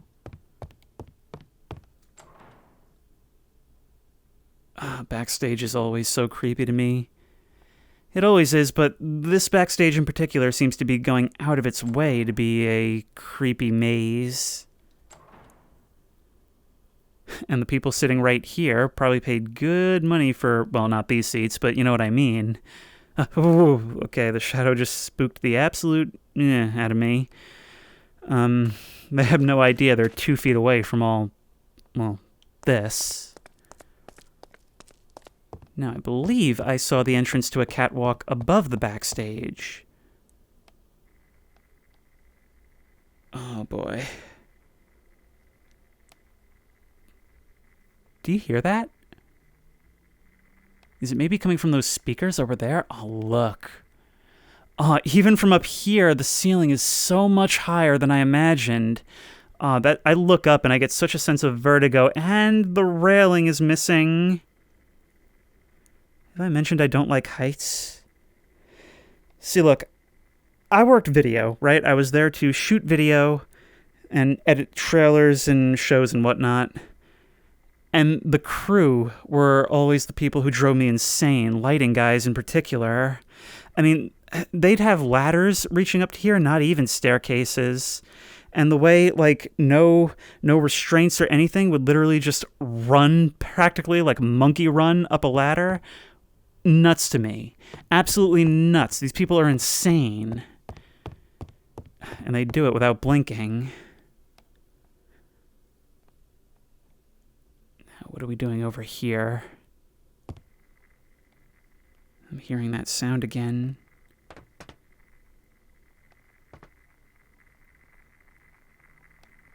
Yeah, I think it is coming from you.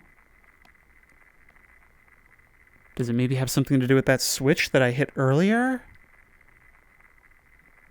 But this just comes straight back out to here.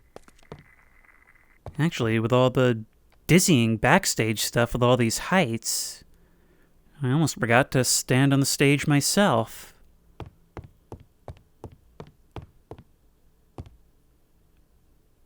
Crazy.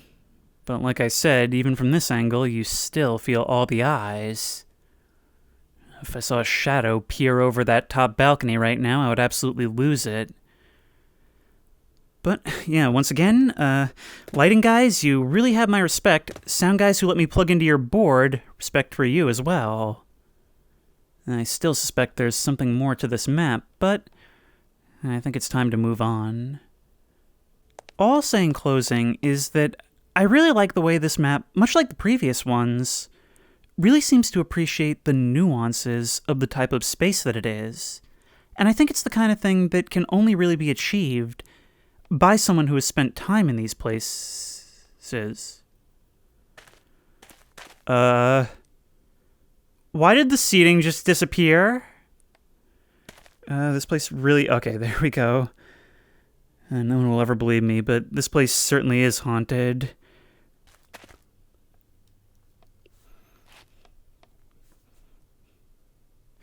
Oh my god! Okay, I was just coming to jump down here because you saw that, right? There was definitely something moving over there. I was just coming down here to, because I read on the workshop that somebody said you could turn off the lights by checking stuff backstage. Now do I even want to? I knew I heard something before. Was that something always moving around? Okay, I like to call this move, Booth's Great Escape. Ow. Yeah, it went about as well, too. Okay, now I'm like 10 times more paranoid. Where are the levers? They said something about levers backstage, maybe in that caged area? This place really is haunted. I knew it. I knew there was something going on. Come on. Last one. No, you don't work. Huh.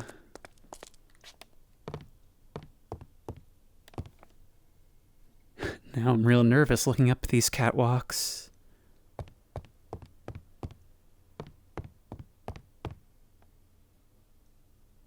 There's a sight I've rarely gotten to see, even in my line of work. But it is exactly this creepy every time. Okay, well, I have to walk around some more. I have to walk around some more to see how this place looks now and if we'll be able to see anything else. This whole time, I've just been cursed with the feeling that something was off about this place. Seems my fears were vindicated. But I love that. That is so cool. It's being so subtle about it. I was about to end this session.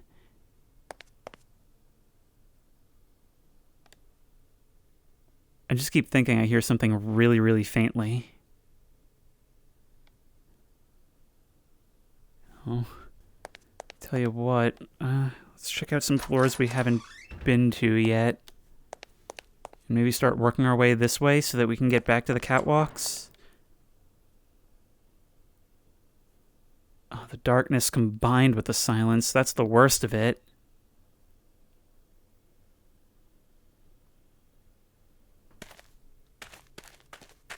Now this is something else. Oh my god! Hi. Was I supposed to see you from a different angle? Oh, your eyes are completely black. If I come from this way, will your trigger? No, you appear to be stuck. Whatever.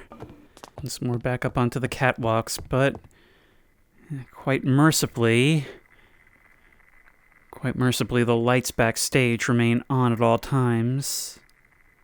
But with that other guy still out there, I think I'm gonna just huddle by these lights, not comforted by the eerie sound coming through those speakers, seemingly croaking through, and just kind of huddle up here with my eyes closed until morning when somebody finds me. Next up is GM Explore Blockbuster, an Urbex map in which we explore a closed-down Blockbuster video. This is so funny and so sad at the same time. But look, there's a very good reason why the lights of the sign and the canopy are still on, and why it begins with a car parked in front. Does anybody remember what a vibe it was going to Blockbuster at night and going inside and picking out a movie or a game for the weekend? It's just such a lost bit of nostalgia. I mean, look, I know that streaming now, you can go and find pretty much anything you want at a moment's notice. But those of us who were there know that there's just nothing like pulling up on a rainy Friday night, seeing the parking lot illuminated by that huge bright sign, and then going inside and spending the next 15 or 20 minutes walking up and down the aisles looking at all these stupid movies that you've never heard of before, and knowing that one of them is going to be your thing to laugh at or love this weekend, whether it's stupid or a gem. And that's the thing, you didn't go to Blockbuster knowing what you were looking for. You went there to see what would pique your interest. I mean, if you knew what you were looking for, it was probably a new release and only one of those disappointing 2-day rentals. Always hated seeing that box. Oh, look, we've even got the sign reflected in the puddles in the parking lot. Why is that so nostalgic? Always seemed to be raining when we came here. But let's look around. No, yeah, wow. They've even got a whole city around it. A bridge for it to sit under. Blockbuster was never at any time a classy joint, but I wouldn't have had it any other way. Well, let's go Urbex this thing. Now, if we look around the side, it looks like it's actually the whole place, not just the showroom. Wow, and this parking lot could really use a couple of drainage pipes. Seems like the place is still... they keep the lights on for insurance reasons, but nobody's home. Look, there's even plants beginning to grow inside, despite the fact that the rest of it looks pristine. Wow, even the plants are haunted. You know, weirdly enough, it's sad on one side to see it this empty, but it also always kind of felt abandoned. Like, there was never a ton of people in Blockbuster. But even still, it just had that cozy vibe of you were in here looking to kill a weekend with a bunch of other people who are also tired after work and looking to kill a weekend. I mean, I wasn't tired after work, I was tired after school, but you get the idea, same drill. I think I had it worse, but, you know, it's not a contest. Authorized personnel only. Oh, wow, that is official sounding. Back office. Doesn't seem like there's any furnishings left behind, though, just the shelves. They've even got it right down to the flickering light on the back door. Remember when you were a kid and, like, the back area of any establishment felt like Area 51? Like, that's where they keep all the stuff they don't want you to see. But it seems like this map is just exactly what I've started to see more of in Garry's mod.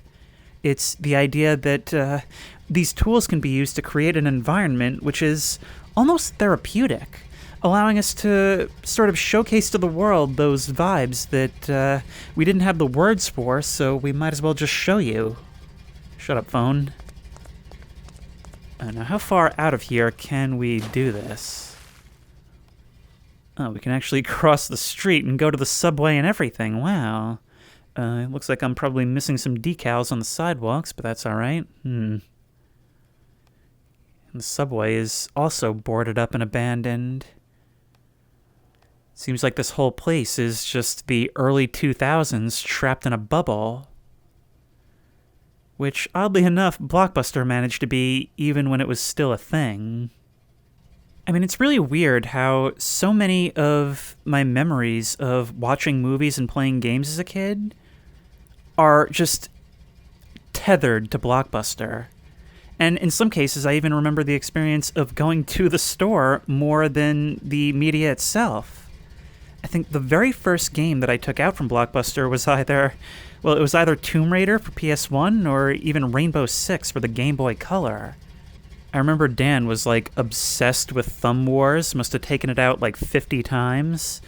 I myself have no room to talk because I rented Battlefront 2 enough times that I should have honestly just bought it. I almost can't complain, because obviously streaming is objectively better in just about every way, except for the fact that now you have to split between a million different paid services to get what you're looking for, and sometimes not even then. But it was just it was a toy box to rummage around in. It was something that you'd go in looking for nothing in particular, and it wasn't recommendations based on your preferences, it was just everything was here. So you were sort of forced to expand your preferences. I think it, made tastes almost at random, and you just can't do that with an algorithm. And sure, you could aimlessly browse streaming services, but it's just got nothing on being physically there and picking up the boxes, turning them around, looking at the art. Some of them had that little cover on the front that you could open. I mean, even with the much larger selection, I feel like that feeling of discovery is just gone. Still, I suppose the existence of maps like this show that other people do at least feel the same way, and it's not a totally forgotten experience. And it is cool that this little moment in time has been trapped in this little 2000s bubble. Welcome now to the unassuming farmhouse, known as the Butcher's Den. Originally a zombie survival map, when I look at this, I can't help but be reminded of the Texas Chainsaw Massacre.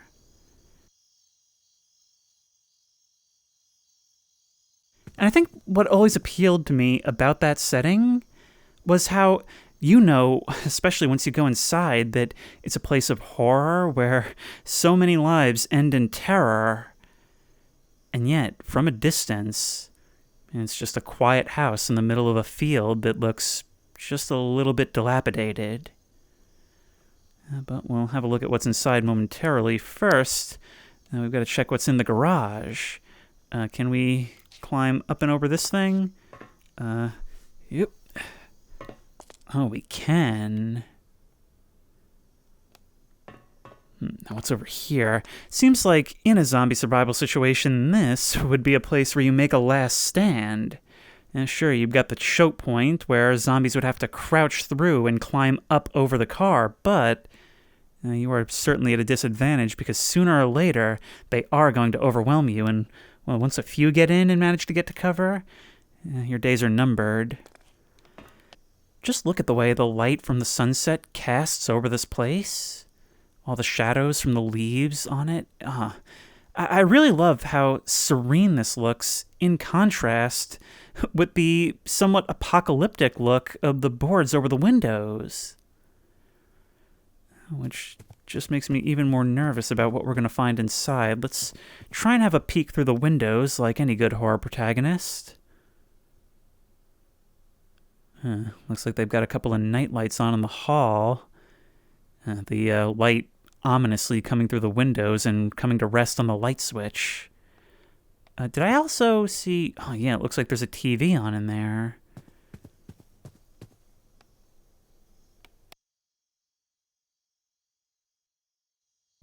Well, I haven't seen anyone yet, but, Leatherface can always be just around the corner, so maybe we shouldn't put much stock in that. Look, there's like a red glow from a light coming over one of the rooms.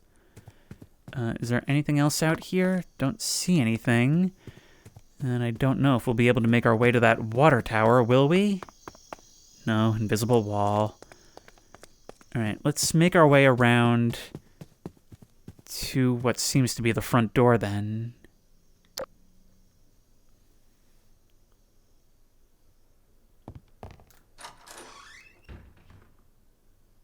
Knock, knock.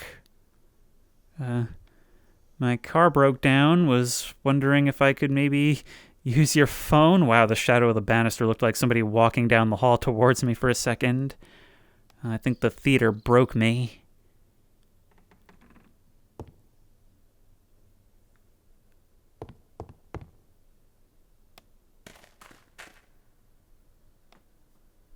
Well, there's that TV room. Now, this place is actually quite nice, but where's... Wait. I don't see the red light anymore. What happened to that? American citizens. Kinescope broadcast date here. Oh, that's all left blank. The worst has come to pass. Maybe something really has happened here. Also, I do recognize where that's from. It's from a certain quite excellent Local 58 video. Oh, right here. Okay, just because the apocalypse is real doesn't necessarily mean that there wasn't some Texas Chainsaw stuff going on here before. Look. Yep. Okay, this is going to be... We have enough light. This is going to be a job for the safety Glock. Okay, we are definitely not alone here. Something I always think about, and The Walking Dead actually addressed this a couple of times. Imagine what happens when there's a breakdown of law and order, or at least perceived law and order. All those serial killers that are out there even now suddenly become free to do as they please.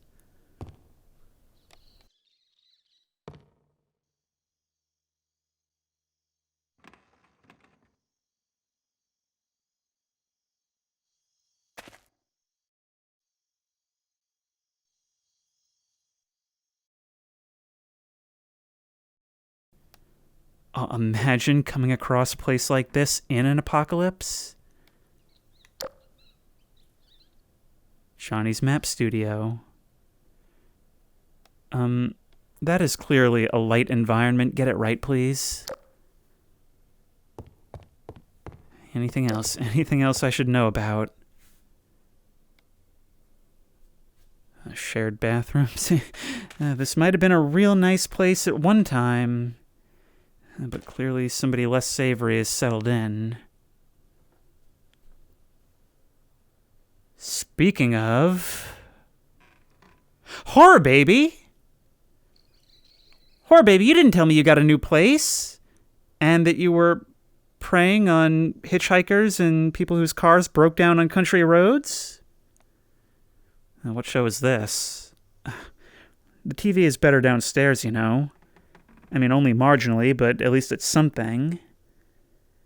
Oh, whatever. I've got places to be. Man, what did you do to these walls? Actually, you know what? I'm not being a good friend here. It is a nice place you've got, and I don't want to tell you how to live your life, so why don't we just watch for a while? I am a little tired, and maybe it would be a good idea to let Officer Flatscreen take over for a while. Officer Flatscreen reporting for duty.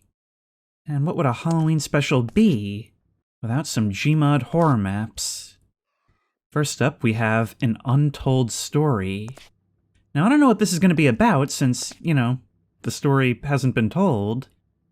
But from the screenshots, it looks like it takes place on a ship, which is something I haven't really seen from one of these maps before.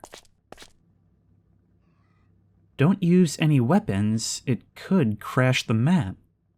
Okay, map, I've disarmed myself at your request. And I'm trusting you to make it hospitable for me. That's cool. I really love the idea of the starting room door actually opening up onto something vastly different. I thought there were like 2 hallways behind me and I didn't even know it.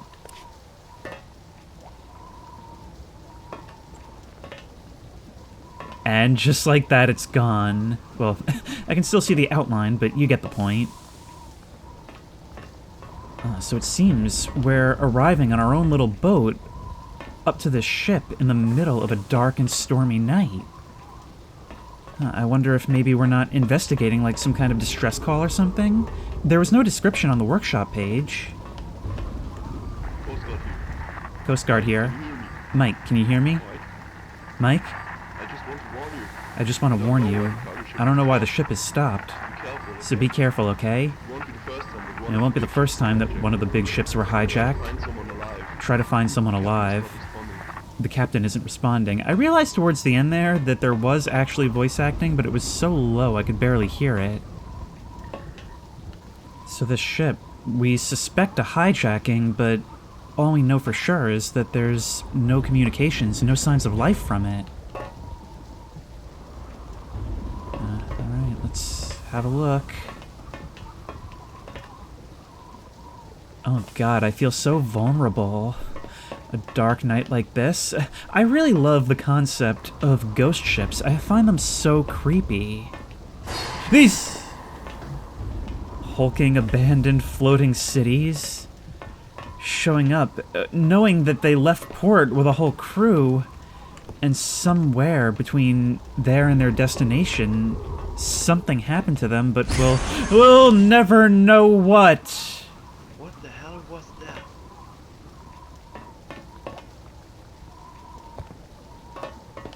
It's just the mystery of what might have happened here and what we're walking into. I feel grateful to not have seen what I was walking up to, but okay, it's gonna be one of these, is it? It's gonna be a jump scare fest. Well, you know what? Appropriate. Appropriate for the mood I was hoping for tonight. A jump scare fest, but within some actually really, really nice atmospherics. And what a maze this is of shipping containers. Hey, it's the moth monster from the Area 56 collection. Do we have some dangerous cargo? Maybe this is the ship from Jurassic World. Maybe I'm about to have a bad day. Yeah! Oh, it was packing in So someone, invisible wall. something want to see me dead. I don't know what this is about. I have to find a way out of here. Your reaction is extremely downplayed given what just happened. Oh, look, we're like beneath in some kind of like cargo hold or something, only it's flooded like up to my knees.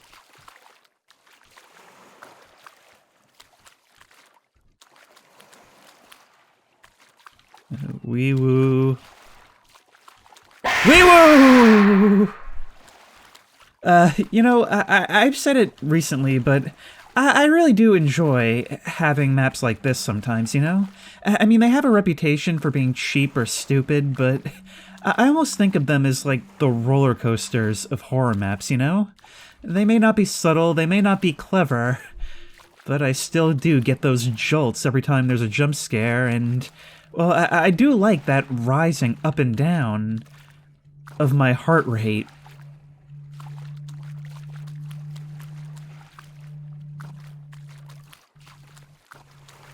Hello?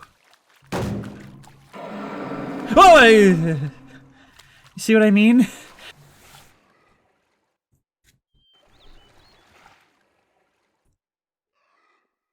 Why am I hearing birds chirping? That's actually really eerie, given the situation that we're in. And I'm hearing tapping along the wall. Yep! I hadn't seen it happen before, but I kind of suspected that this was what was going on. But as I was saying, as a horror fan, I've actually come to sort of enjoy the little jolt that I get from a jump scare. And so sometimes just a parade of them is a bit of a dopamine rush. I do get something of a thrill out of it, and, well, that's exactly what these provide, in much the same way as a roller coaster. Okay, I'm just checking inside each of these destroyed shipping containers now, seeing if it's got anything waiting to pop out at me. But it seems we've reached the interior of the ship itself.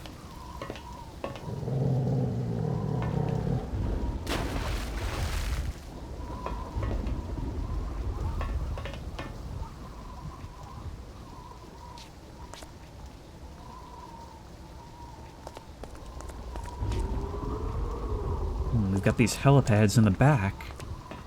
But I don't see where we're going.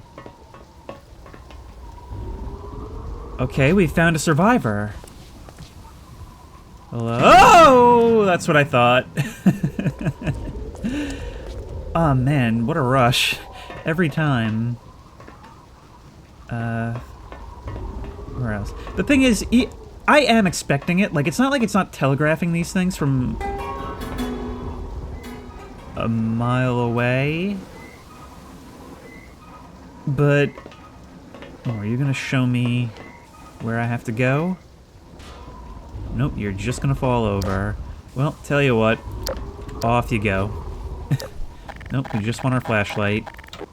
But yeah, even though I can see these things coming from a mile away, the anticipation only adds to it. It's like a digital jack-in-the-box. Oh, there's our boat down there. Okay, so where are we going from here? Oh, there is a gap. And something skittering about.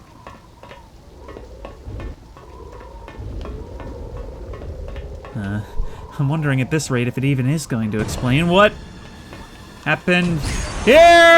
Run, run, run, run, run, run, run, run, run, run, run, run, run, run. Oh, I wasn't expecting one at the end of a chase. Oh, what would have happened if it had caught me? That was kind of cool, playing that sound, having that red glow cast down, and then we're like, what, did I miss something? Where's it gonna come from? And then a thing appears in front of us as we progress forward.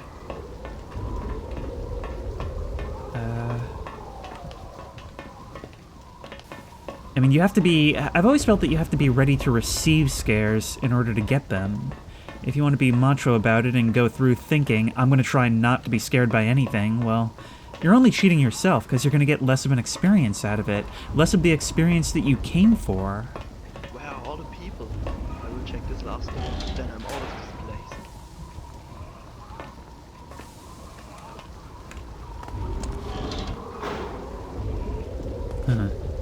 It actually is kind of cool how they've done the ship interiors like this. All these different barriers between the sections. That's not going to open. When you listen to the roar of the rain for so long, it does actually get a little creepy when you can't hear it anymore. Now all we can hear is the wind and the sound of the metal clanking echoing in this interior.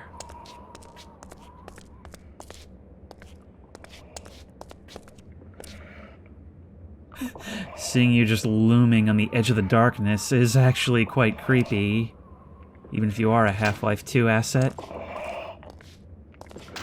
You may have lingered in my view for just a bit too long. That might have been the case. Yeah, but something else is moving around down here! Every time I allow myself to go into commentary mode, I feel like I'm just priming myself to be taken by one of those.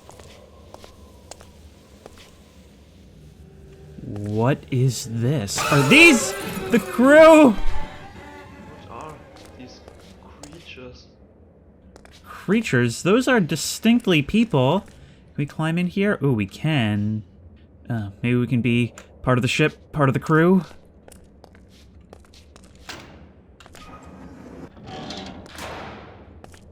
More darkness, more flickering lights. Ah! Hey there, friendo. Oh wow, you're actually a ragdoll. Keypad. Looks like I have to find a key card. I was really dreading turning around just there. Okay, let's start opening doors. Oh, whoa! We've actually got to try just each one. There's nothing much that would tell us which will open. Do you believe that? I mean, do you really believe that? Yep. Yep. Oh my god, oh my god, oh my god, go, move. I'm stuck on them. That actually made me feel like there were like bugs crawling all over my skin. I mean, their fingers are so like long and spindly, and they were just covering the floor and actually tripping and getting stuck on them. That worked better than you'd expect. That reminded me of those sections of Cry of Fear.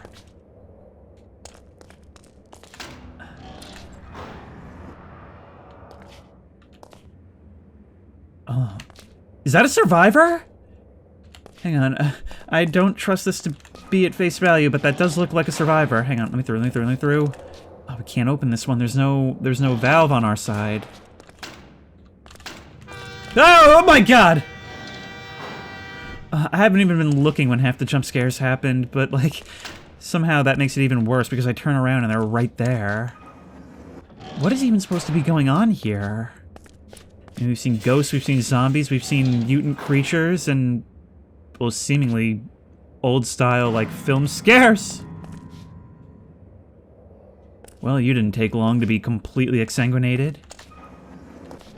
But we can make our way back now. And I'm seeing more bodies.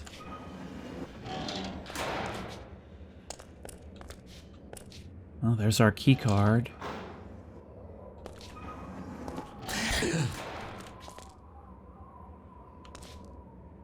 Okay, that was kind of creepy. Alright, let's grab this thing, which is going to completely remove our ability to have a light. Here we go. Stop trying to bust through the wall at me. It hasn't been working for you historically. And now we can progress even deeper. At what point are we just going to give up the search? I mean, clearly whatever happened here, there's no saving anyone.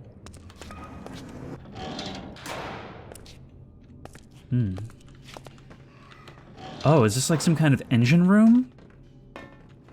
Oh! I swear I just saw something at the end there, and I can hear something like screeching in the darkness. Yeah, that's probably the least of our problems. Unless they suddenly start spinning to life again. Oh wow, that's shaky, shaky, shaky, shaky, shaky. Go, go, go, go, go. Go! Go! Oh my god, what was that thing? An untold story. And check out my other maps. The Underground, Underneath the Dark, and A Castle's Heart. Oh wait, I think I've actually played a couple of those. Huh, well, that was pretty good, honestly. I mean, if you can appreciate it for what it is quite a thrilling experience. I mean, it has a good pacing of jump scares where they're not so constant that you get used to them. It's got a creepy atmosphere and mysterious premise to put you in the mood, and then it just gives you what you came for.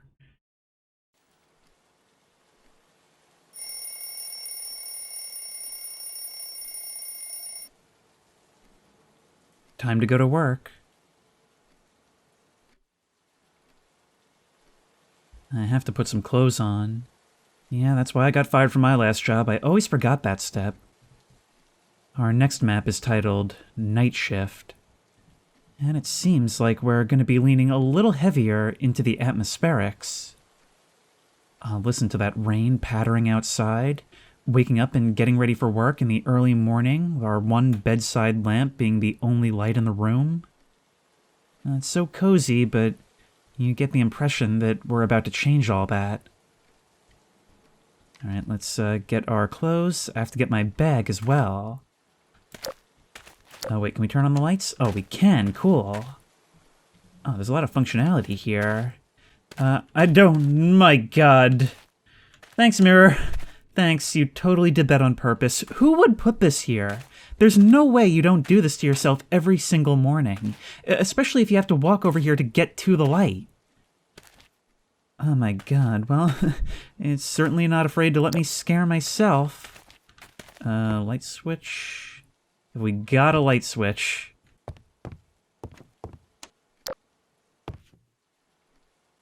Ah, this place is so nicely crafted. Since I'm not sure if the map itself is going to explain it, the workshop states that we are a worker at a county office in Poland, We'd taken a week off of work and are only now returning.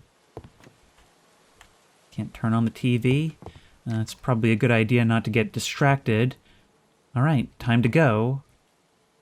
Sir, that was not a bag. But look, it's given us our entire house to explore. Doesn't seem like a bad place to live, really. We've got our nice little kitchen over here. Oh, look. I don't know if it's night or morning, but either way, we've got that blue glow from the stormy day outside.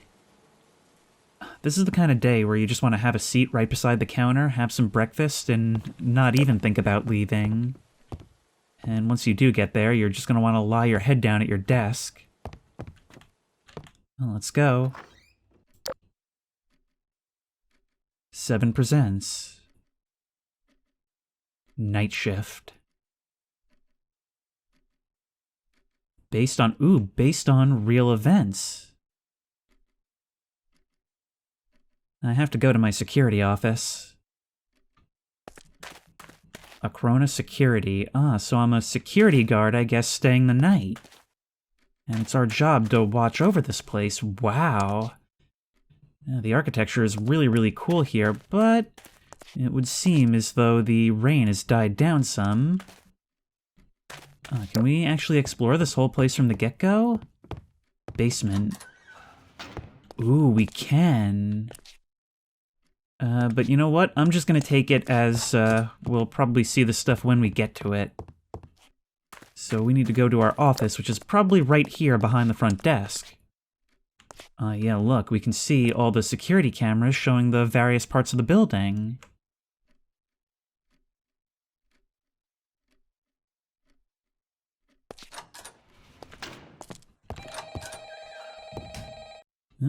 Good thing they called now. Hey man, how's it going? Been a while, huh? Well, while you were gone, there were some changes around here. From now on, you don't turn off all the lights yourself. Just go to the basement and turn off all the power boxes except the second one. If you forgot the light switch is on the lift. After that, turn off all of the lights on the ground floor yourself. Except in your office, of course. Other than that, boss told me to give you some tasks. They are written on the corkboard. Well, I think that's it. As always, the gun and the flashlight are in the drawer under the desk. And, have a nice night. Why do I need a gun for this job? Is armed security common in Poland? Oh my god! Oh my god, yes, yes, yes. Okay, I love this map, I love this map, I love this map. Oh, thank you. All right, well, we gotta turn off all the lights on the ground floor, turn off the power boxes in the basement. So that's hilarious. We're gonna be leaving ourselves in darkness. And it's just gonna make us do it. Okay. He said to turn off all the switches except the second one in the basement. I can tell I'm gonna love this map, and it's not just because of the pandering to me specifically, although I certainly appreciate it.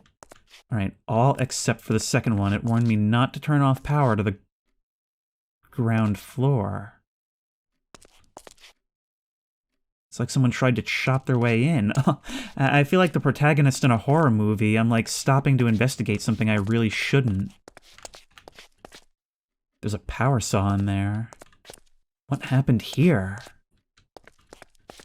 Okay, basement, first floor, second floor, and fire escape. Should we really be turning off the lights to that? Off.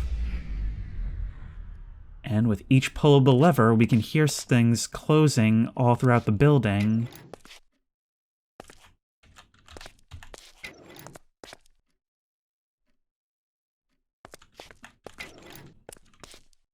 That should be all. So the entire place is going to be left in darkness except the ground floor, which I have to switch off manually. Okay, well, I'm an expert at being alone in spooky places. Oh, this place is so extensive. And I know that when you're turning off lights, you always start from the furthest possible point.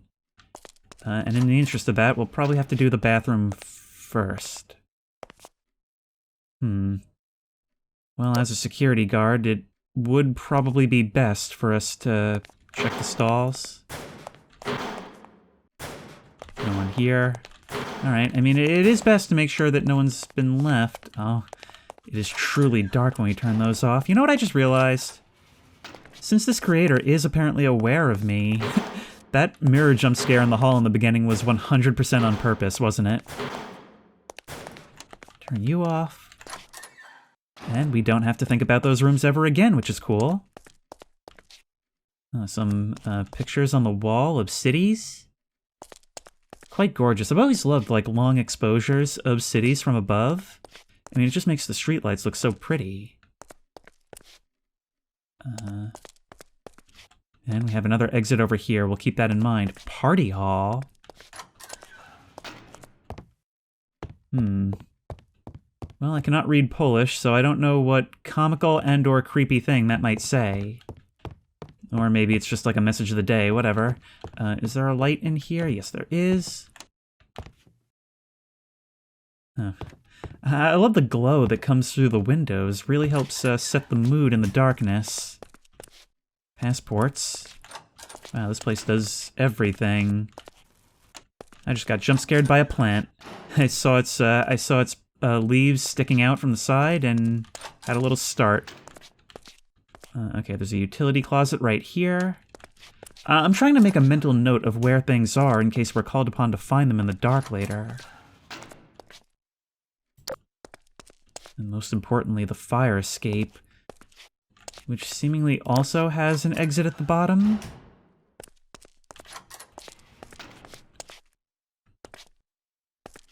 Okay, nothing here.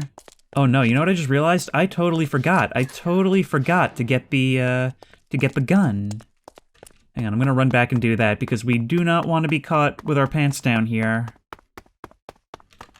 You said it was in the drawer? Where was that?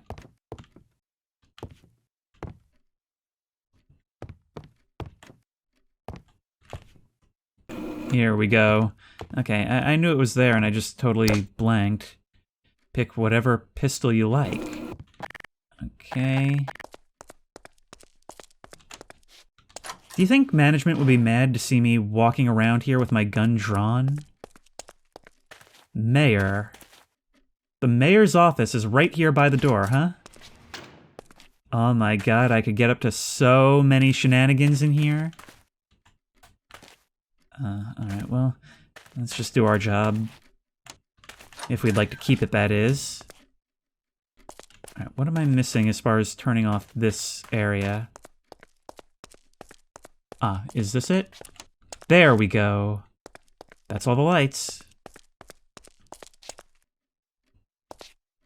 Huh. And now it really is the night shift. I mean, I recognize that we could just be hanging out back in our office, but it's probably more our job to sit in this seat right here, right? And look, there is just enough light in here that we can't see in that huge hallway, but we can see the sides and what's at the end of it. If someone were to be walking about in here, all we'd see is a distant silhouette. Maybe a shadow of someone looming in the security doors that walk away when I buzz them to ask what they want. Maybe I sometimes see someone poking their head up from the stairs leading to the basement, or someone looking down from the railing up ahead. There are so many angles where creepiness can come from. And all the while I'm angled in such a way where I'm facing away from where someone would enter the booth with me. I can just imagine rolling back and forth between the computer, dividing my attention between this and the cameras. Ah, they've nailed the night shift vibe here. I love this. Well, we could hang out back here. Oh, right, we had tasks to do. Who needs tasks when you have atmosphere? Get a work schedule from Office 2 and complete it. Find a projector and bring it to the party hall. Find a sponge and clean the chalkboards. Have a good shift. Igor. Alright, well, I don't know where office number 2 is, unless that's the one all the way at the end. But we did see where to get a sponge. The projector remains to be seen. Alright, I'm actually going to start using the regular flashlight just because it's easier if we're going to be picking things up. And we do know where to find a sponge, so let's get... Can we get that? Maybe we need to do these things in order. Okay, so we've got to find that, second office, then. Maybe we'll have to go upstairs and look. It's weird, even though this whole place is in darkness, I still feel like going upstairs or downstairs is me officially stepping out of my element, out of my zone. Well, I suppose we had to have a look sometime. Meeting room. Office number 1. Storage. And break room. No, we've got to go up another floor still, I think. Oh, it is so quiet. The only thing I can hear is the sound of my own footsteps on the tile. Workplace. A job like this would unnerve me so much, and I'd probably love it, but we'll see how that holds up under sustained work. Communication department. Office number 2 should be just up ahead and on the right then. There we go. Office number 2. Conference room. Office 3 and 4. Wow, nice place. You really couldn't have just left this on my desk? There we go. I should take that to my office. Hang on.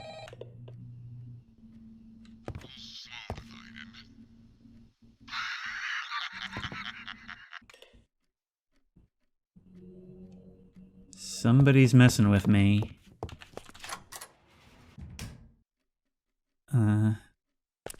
Well, next was we had to find the projector, right? Well, where would that be? Was there anything, communications department, maybe? I mean, we should at least learn where it is, right? Or no, you know what? Maybe storage. Where did we see storage? Storage was downstairs a floor, and we've got to bring it up to the conference room, right?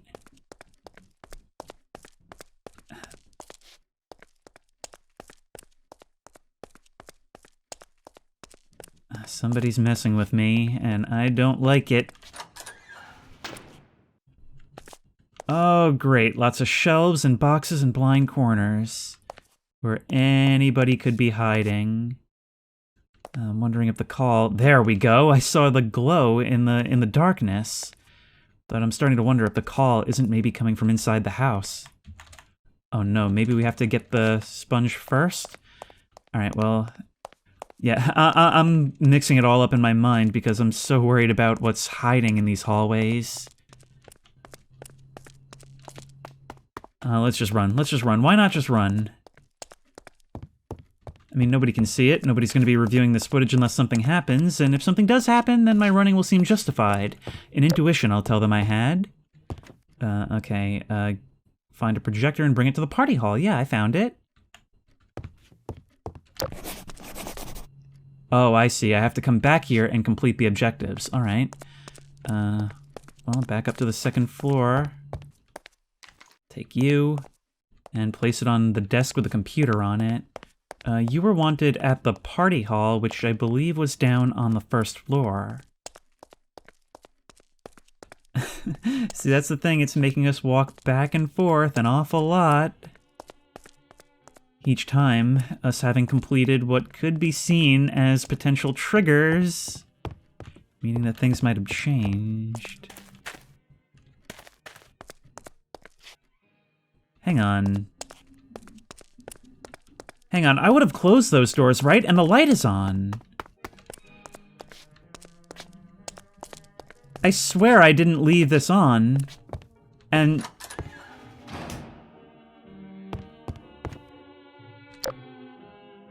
there's music playing as well.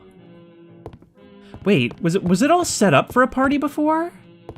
Was that the case before? I don't even remember. Okay, well, leave the projector here.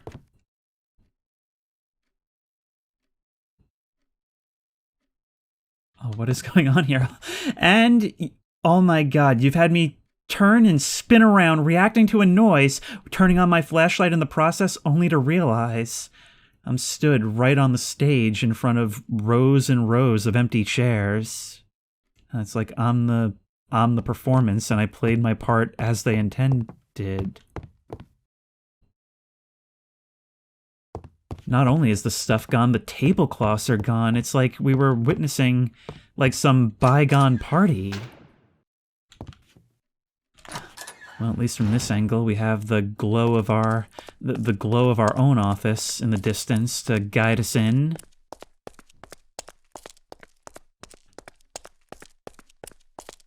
At first, I was wondering if somebody wasn't maybe screwing with me, but now I'm starting to think that this place is haunted. Okay, well, we're back. Do we have to... Next, we have to get the sponge and clean the chalkboards. We really have to get back in there. But we know that the sponge isn't here. So let's grab that. Actually, since it's allowing me to pick up the essential items, I really could use the customizable flashlight, but... well, I do have the gun, so maybe it would be better to keep it. What was in here? Another storage closet. Alright, we've got to erase the chalkboards.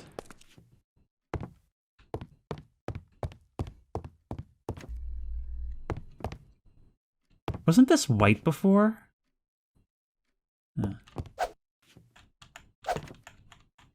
There we go. Was honestly expecting there to be something there when I turned around. Somehow the silence in this room is deafening now, after how we saw it just before. Like, it's a conspicuous sort of silence. Alright, well, we've got to clean off all the chalkboards, but I don't quite know if there are more. I imagine there probably are, right? We should probably check, like, the workplaces and offices upstairs. So let's just... Now I don't remember if I closed my own door. Okay, as a rule, this stays open at all times from now on, okay? Let's try the workplace.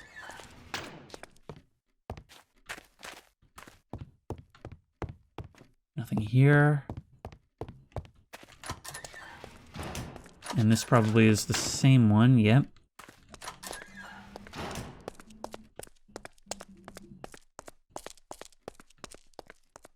Meeting room. Probably something in here then. There we are. Would probably benefit from being able to read Polish. I wonder if these aren't maybe some spooky messages? I just heard a knocking. Definitively just heard a knocking. Was it from over here? It sounded like it was on my right.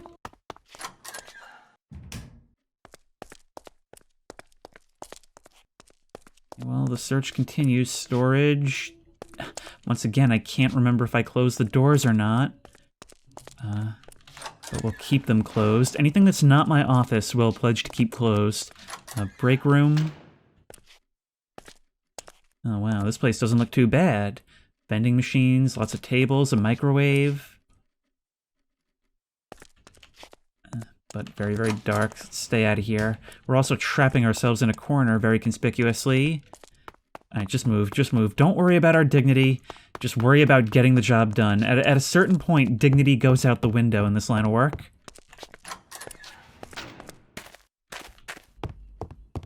Nothing here either. So what would be left then? Communications department. Oh, perhaps there's a meeting room down here. Yeah, conference room.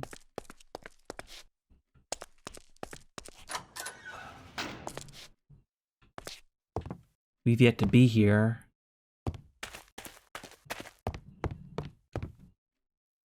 Real nervous.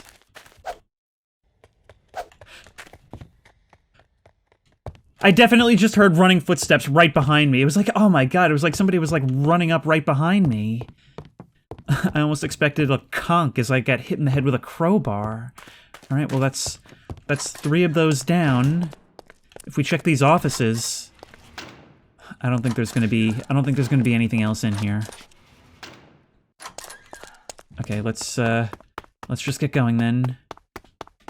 Oh, but maybe we should be checking inside the communications department, checking these places we haven't been, just to see if there's anything that might be useful later. Whatever, I just want to get back to the nice glow of the light from my office. Go, go, go, go, go, down the stairs, wind around, leap up and over the desk. Oh, didn't even touch it with my feet. Goodbye. So are we done, or are there more? This is my fault. This is my punishment for not being thorough. I've got to get back out there once again.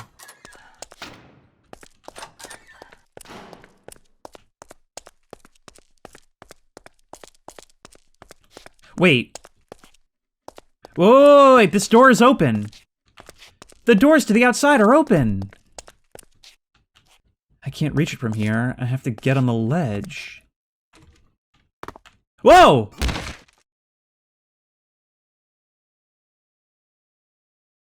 And I was shoved up and over.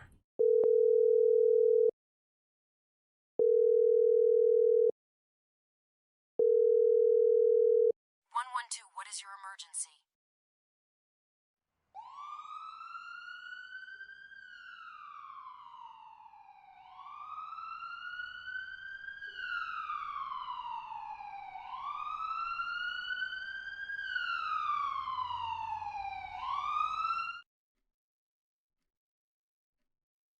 Well, I suppose we survived.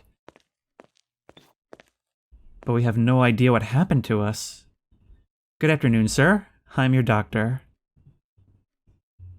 You had an accident at work. You should be thanking God for that parked car you fell on. If not for it, we wouldn't be talking right now. So, you broke both your hands, your spine, 3 ribs, and you have a pneumothorax. I didn't get to read the rest of that. You'll have an operation tomorrow. For now, rest.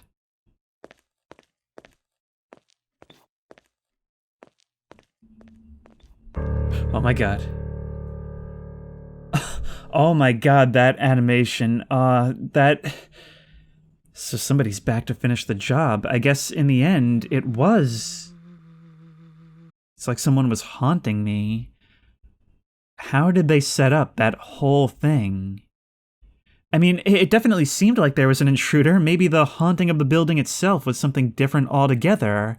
Okay, this music sounds copyrighted, so I'm probably going to end up muting it, but that was Night Shift, and that was exceptionally good. That was everything I love about workplace horror. It gave us this big open space that it allows ourselves to familiarize ourselves with before we plunge it into darkness by turning off the power. It gives us our one little safety bubble of the lit space behind the desk. And the view from that safety bubble is such that we're constantly looking out over the vast darkness that surrounds us. Lights in the back so that we know that if something were to cross between us and what we can see, there'd be a silhouette. And it gives us a task list so that we're constantly forced to venture out into that darkness. And it's just like, okay, just gotta get it done, just gotta get it done, just a few more minutes, just gotta make it to that light. And all the while, the scares themselves are very downplayed. It's hitting us with things that are weird, that would certainly have the hairs on the back of our necks standing up and have us on edge for the rest of the night. But until the end, nothing really happens that would justify calling it in. The most overt thing that did occur was that really weird thing in the party room. But who would even believe us? It's really interesting that it gave us a gun that was for no other purpose than our own comfort. And it's cool how by the end of it, we didn't really learn what was going on. I mean, it seems like we had an intruder that was messing with me, but what was the deal with what happened in the party? I love that part the most, I think, is how when all's said and done, we're just left thinking about Wait, but how do you explain what happened there? This was a really, really cool map, and thanks so much for making it and for referencing me on the board. But actually, it did say that it's based on a true accident. Hang on, I'm gonna tab out and have a look at the workshop page. What real events is this map based on? Well, my dad's accident he had at work. He was working the night shift as always when suddenly he saw Martin on the camera near his car. He saw it 3 times before going out and confronting it. He got on the ledge and slipped and landed on his car's hood. He fell from about 3 meters. But here's the best part. He lost consciousness, woke up, called the emergency services, got up, and walked into the ambulance. You understand that? With a broken spine and ribs. He walked with a broken spine like a Terminator. But he's alright and healthy. I would show pics of his wounds, but I think it would be too much gore. Yeah, probably. Okay, so I just googled what a Martin is, because I had no idea what it was he was going to investigate. And oh my, look at this thing! But I do love the sort of personal story that's attached to this, and the fact that it's included in the workshop page. Wow, thanks for the relief, Officer Flatscreen, and good coverage. I say, as if either I or the audience are getting any respite whatsoever in this video. In the downtime, Horror Baby and I have just been decompressing on the ever-comfy GM Construct Halloween. Now, I had never looked at this before, even though you've all suggested it, and wow, how pretty it is. And it's a very Party City classic style of Halloween decorations, and that's what I like about it. It's not just scary, it is truly creepy and comfy, in that it's so festive. Not only that, but I think it benefits even more from being on a classic map.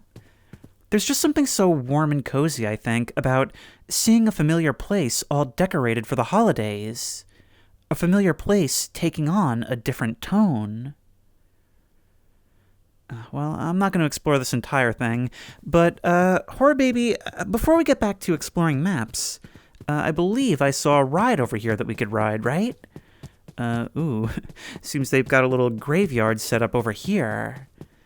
A limb on my tree, broken by my clumsy foot. Mr. Tonson, questionable age. The old Sandy map. 2013 through 2017, the good days.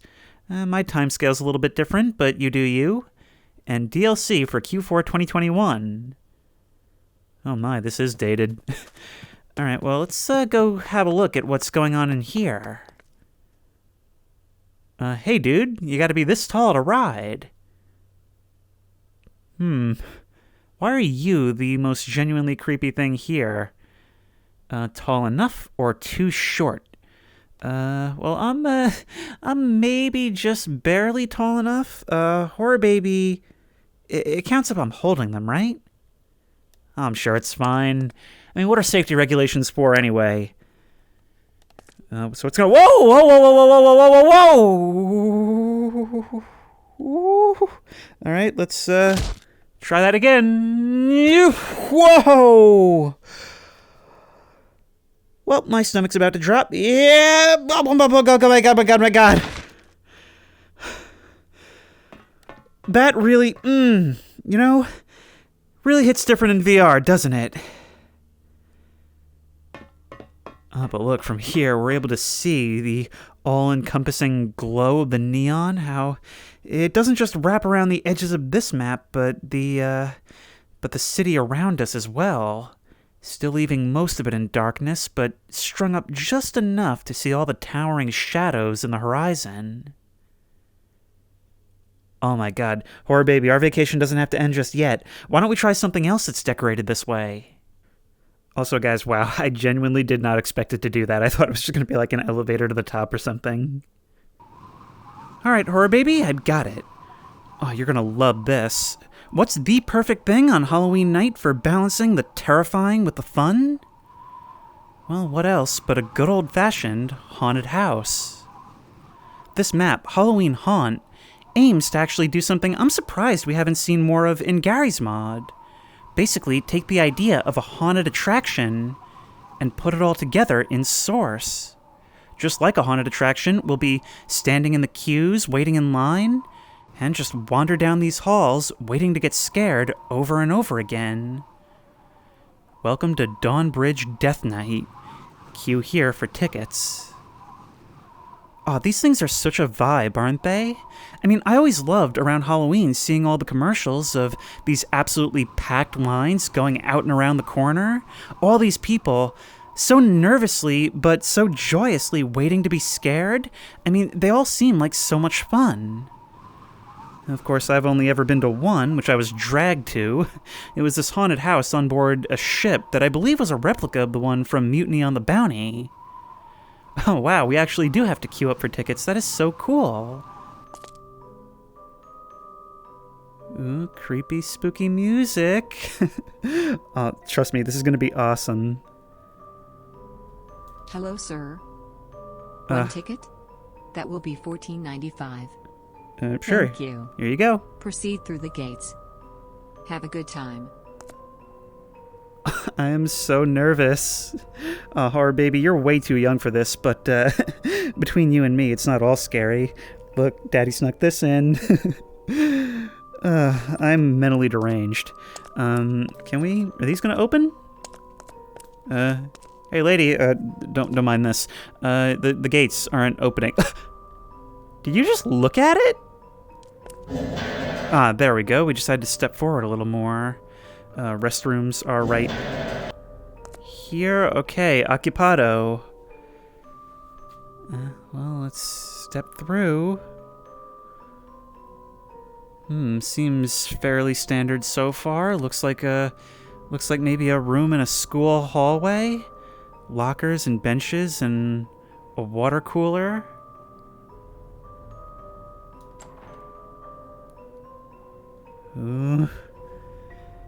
Somehow this eerie but still classic Halloween music has actually got me a little bit on edge.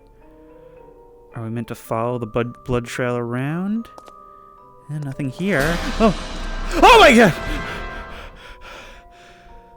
Okay. I didn't realize that was supposed to be a screen.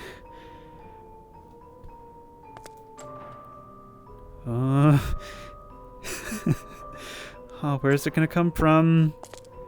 There's a corpse on the table over there. All these rooms, I see someone moving right there. See, that's the thing in these haunted attractions. The way these rooms work is they draw your attention to the obvious thing, and you get grabbed from behind by the performer in the dark. Let's make our way through. I see you cowering over there. Oh! Okay, you looked like you were cowering. I didn't expect you to be part of it. Oh, you went off into the walls. Okay, I'm gonna assume that we're not meant to crawl down there, but what would happen if we were to try? We can only go so far. Alright. Let's not steal their thunder. These performers work hard. That's the thing about haunted attractions. The people who do this, they have real passion for it. They put their all into it, and I believe they, depending on the place, even have freedom to improvise to some extent. Oh no. I'm only now realizing that this is Garry's mod. They can do things a regular haunted house can't. Horror baby, you want to go investigate first? Go say hi to the nice lady. Maybe she'll give you some candy? Wow, nothing really. Can we try to get a look at your face? I am the dumbest horror movie protagonist. Oh my god, your mouth is hanging open. Okay, that was enough. By the way, that's my background for readings. Okay, let's try and follow the lights then. Another one. Okay, maybe we shouldn't be getting too close to you. Maybe we're meant to avoid you.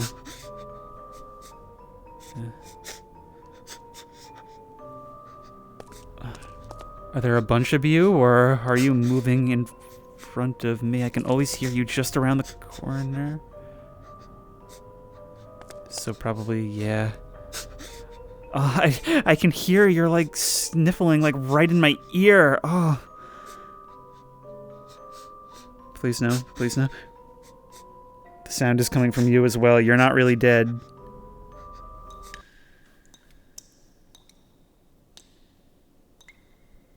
That music sure has abruptly stopped.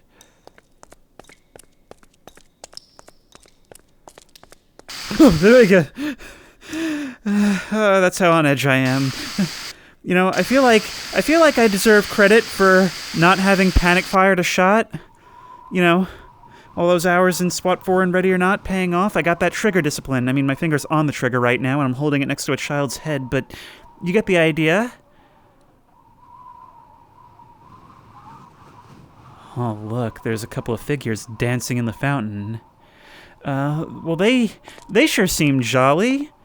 Let's ask them what's up. I'm sure the owners of a haunted castle will be the perfect guides to coax us through Halloween. Oh, did you see that? That was Frankenstein and Bride of Frankenstein. That is so cool. Oops. Sorry, horror baby. That's fine. Your skull is currently still in 4 segments, right? You'll bounce back. There we go. Just brush you off with the old safety Glock. Horror baby and safety Glock, the ultimate dual-wield combo for taking on the haunted castle. All right.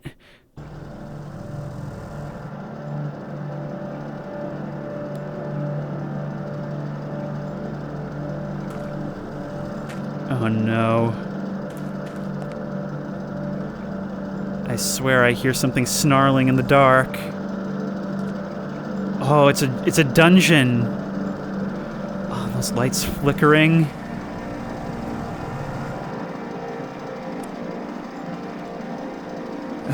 I'm just being careful because these things always try to misdirect you. They always try to guide your vision so that you're taken off guard by the thing that... I see that little hole right there. Oh, this is the torture chamber. Oh, look at them all being ground up into mincemeat quite inefficiently. Horror baby, this is where chicken nuggets come from. Aren't you horrified? Look at the red glow casting over its face. Oh, this is your Apocalypse Now horror moment, isn't it?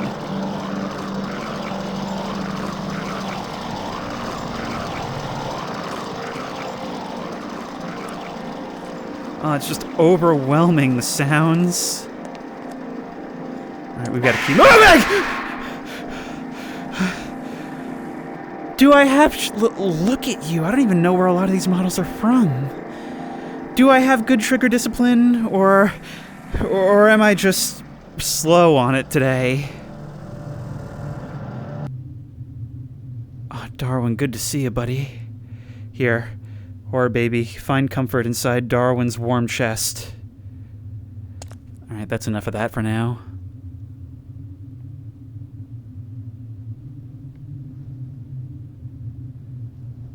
Huh, this is where Darwin's whole extended family lives, huh? That makes sense.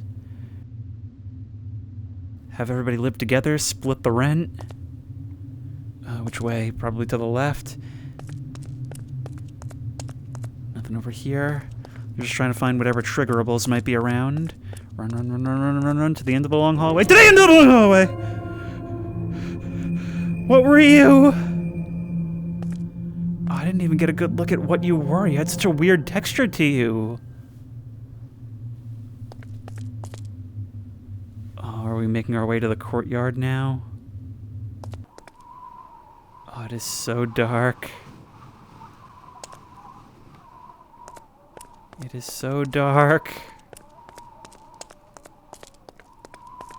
Oh, that is so cool. Creative use of those props, because they are default Half-Life 2 props, I believe, but they come headless.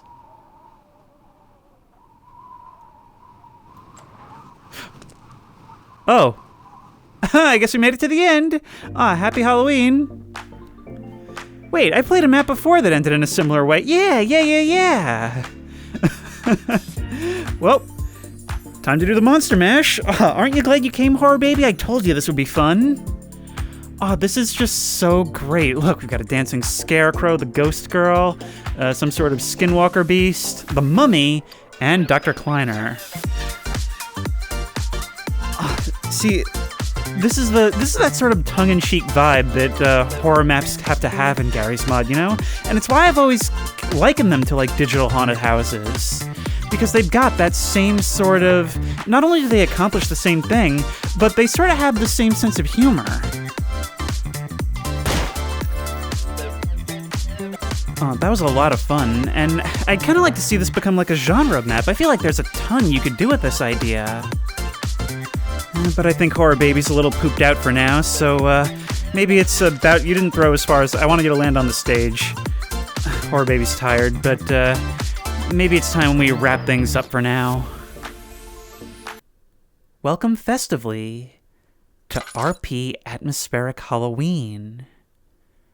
And oh, this is already so beautiful to look at. Look, we've got the glow from these candles and jack-o'-lanterns illuminating the wall of this rich-looking house. A rich-looking house, which of course means the best and most numerous candy offerings. Look, we've got all the lanterns strung up overhead. And a full moon to light our way in the darkness, if this lantern were ever to go out. Oh, this is so cool. I feel like this is like the movie trick-or-treating that never existed. It actually kind of reminds me of... do you remember what the town looked like in like Hocus Pocus or The Haunted Mask? I always like wished I had Halloweens like this, and actually one time I did. One time it was a whole bunch of other kids and I, the parents took us, and we were mostly free range in this rich neighborhood that we had never been to before. And this is bringing me right back to it, that Halloween that I just said never existed. Apparently, I actually did get to experience it. We'll have to look at that in a second. That looks like the thing that all the kids visit when all the doors are closed for the night, when no one's giving out candy anymore, and they start daring kids to walk alone through that tunnel. Well, let's go see what we've got. Oh yeah, you know this house has got the Kit Kats and the Reese's Pieces.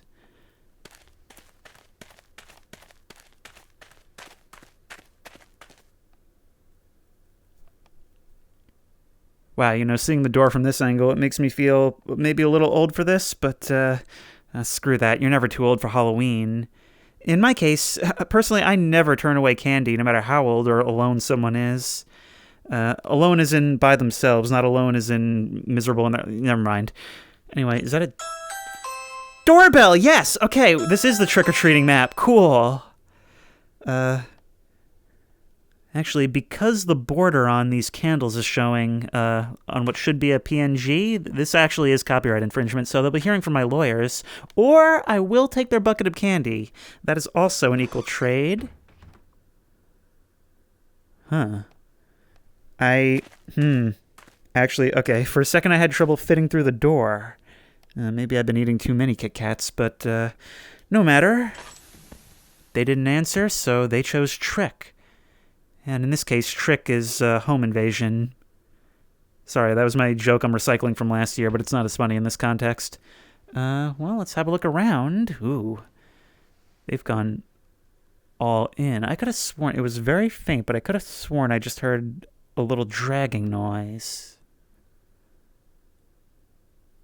What is that movement? Oh, hello. Huh, it's the return of that prop. Wow, we're getting in all the callbacks to last year.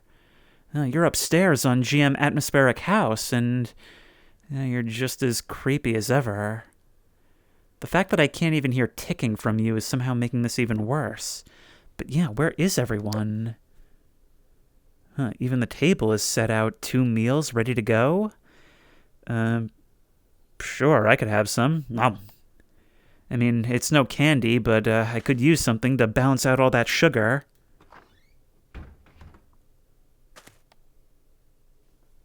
I'm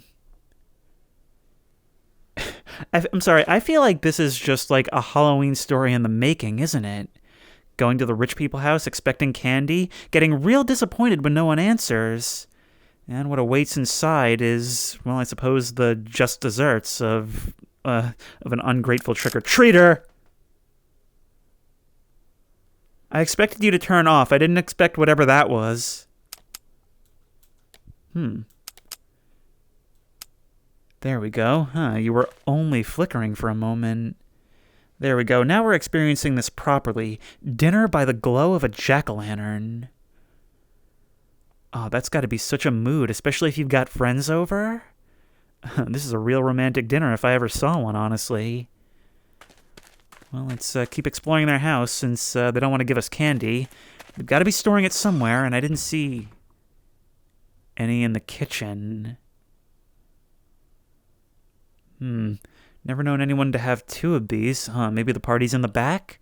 We'll check that out in a moment. This is a really nice house. Although I am starting to wonder if you're not the residents and not just decorations. A lot of weird, a bit of a weird layout too, isn't there? I mean, all these back hallways that are somewhat redundant. A lot of open space in these hallways. Weird, like, angular corners. No car in the garage. Maybe they stepped out for a bit. Maybe to get more candy. Maybe they ran out because word got out that this was the best house on the block. Can we open this? No, we can't? Okay, I'm good with that. Honestly, I wasn't sure if I should maybe be doing so with the safety Glock at the ready.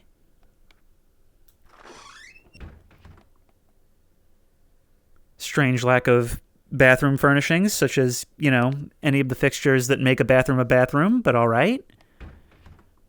Now this one's a bit better. See, you could have saved yourself so much space by taking these washers, putting them in there, and, you know, using that extra room to have a toilet in your bathroom. Yep, come on, let me through. Hey, good looking. Nice shower as well. There we are. You know, you're showering, you're scrubbing your hair, and you lean back to, like, let it rinse out. And just in the briefest glimpse that you get in the little edge in the corner of the mirror, you see something in here with you. Actually, how does one... What spell makes that happen? I'm going to assume that I closed my hand just a little bit too tightly. I'm gonna keep a happy thought and assume that that's the case. Hang on. Is that like a crawl space or something? Ooh, it is. Yep. And they're keeping the drinks in here that disappear if I look the wrong way. These people are keeping secrets. Or potentially a teenage wizard. Oh well, probably not. Oops, sorry for breaking all your stuff. An alcoholic teenage wizard. Now, let's see what's going on up here. You know you've got somebody that's in the spirit of Halloween when they decorate the interior of their house. Oh my god, this place is the ultimate hangout spot. Look, they've got video games, couches, all different sitting areas. Oh, this is perfect. Perfect size, perfect spacing for the everyone alone together thing, you know? You can have a couple of friends on the couch playing video games, somebody reading over here, a conversation happening in here.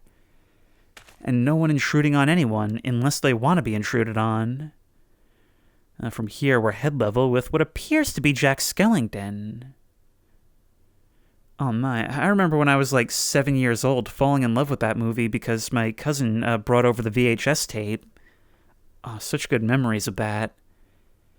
I feel like that's also an early example of acknowledging creepy and comfy, you know? I mean, having that horror-themed world... I'm a little weirded out by certain features. For example, it seems that Wizard's magic is being stashed under the floorboards here. We'll have to go see what that's about. And there's just a bit too much empty space in the bedrooms for my liking. I'm hearing that dragging sound again, and this room is weird. Huh. This almost feels like I honest to God expected something to change when I closed the door. being in here with this thing. It's got a room all to itself. Can we pick you up? Nope, you're staying right where you are. Sorry I just reached right into your eye socket. Ugh, look, I'm scooping out your goop. Looks like your goop's already been scooped, though. I don't see a candle, so I don't know. Maybe that's just your essence or something. Oh, we've got the Doom poster. We've got a hardcore gamer living here. Yep. Oh, no. I guess that boy wizard's magic is just used as like an air freshener. Because it was in the empty bathroom downstairs as well. Nothing here. Ooh. You've got a whole streaming setup. Look, we've got this thing to bounce light around. November 10th, 2023, and a phone number. Should I maybe not be looking at that? Am I going to be like ruining somebody's day by looking at that? Someday. And already, I have one of these. I'm so proud of that. Wow, actually, that's the most paranormal thing yet. You somehow skipped 500,000. The world works in mysterious ways. There's so much we don't understand. For example, what's going on in that backyard? Because that looked cozy as all heck. Looked like they had a fire pit and everything. Yeah, look at that. Imagine that chilly October night, you and a couple of buddies just sitting around the fire here. And it looks like you even have your pick of which fire you want. Although I doubt the candles will be of much help in that department. Somehow the sense of verticality only makes this feel more cozy, more enclosed, like you're in your own warm little bubble. Let's have a look around. Sorry, gonna have to jump over your jack-o'-lanterns here. Ooh, there's a garden. Oops. Big old tree hanging over the balcony. Imagine sitting around that fire, staring off, constantly thinking you saw someone standing in the shadows back here. That's the only reason to have this place all closed off like this. Let's have a further look around. There's more to this yet. Ooh, a back gate. Pushing up against this cliffside, what could you possibly want with this? That was comfy, but I'm actually getting a little creeped out with how actually dark it is back here. I keep expecting somebody to come popping out of the bushes in a mask. I feel like if you tried to do that these days, actually go out and scare people on Halloween, you'd end up with some kind of like personal injury lawsuit when they fall over. I don't know, I feel like all the fun has been sucked out of everything, and the worst part is, I can't even wave my cane about that because a lot of the things that have had the fun sucked out of it, we've done so for a very good reason. I mean, obviously you don't want people getting hurt, and trying to scare people can have that effect. But it would be nice to live in a world that's that carefree, where you can have fun things like that and not have to worry about it, right?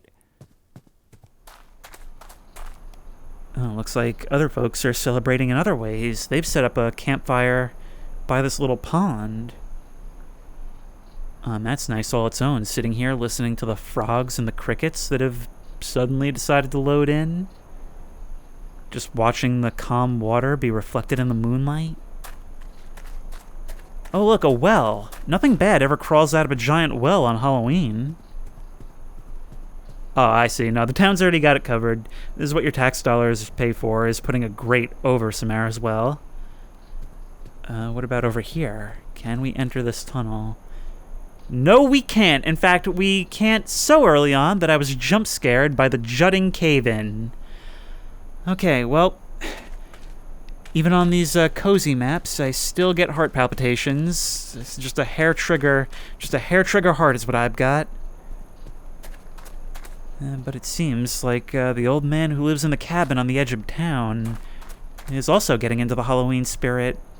Let's have a look at what's going on over here. They may not have a lot of space, but they know how to use it. Although, I do feel like with all this, I should be checking under the porch. Oddly enough, these decorations are facing towards the house. Very interesting.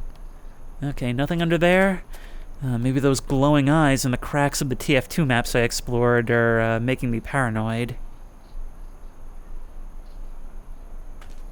These balloons certainly aren't helping.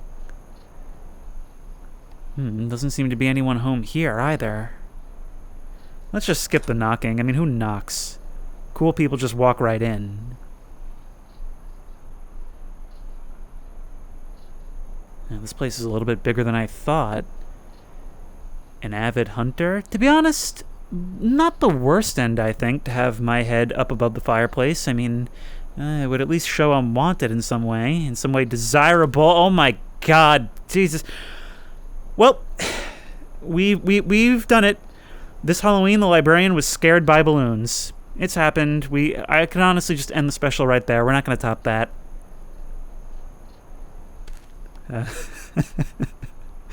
You wanna scooch your bed back in by a few inches, buddy? Oh, it's like we're playing The Sims with like collisions turned off or something.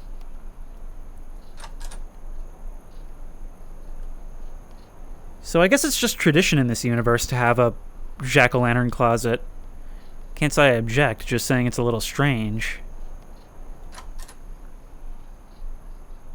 Well, to be fair, this is the first toilet we've seen, so I guess this guy's not living in too much poverty. It's obvious at this point that it's more of a choice. And here's the bed of doom.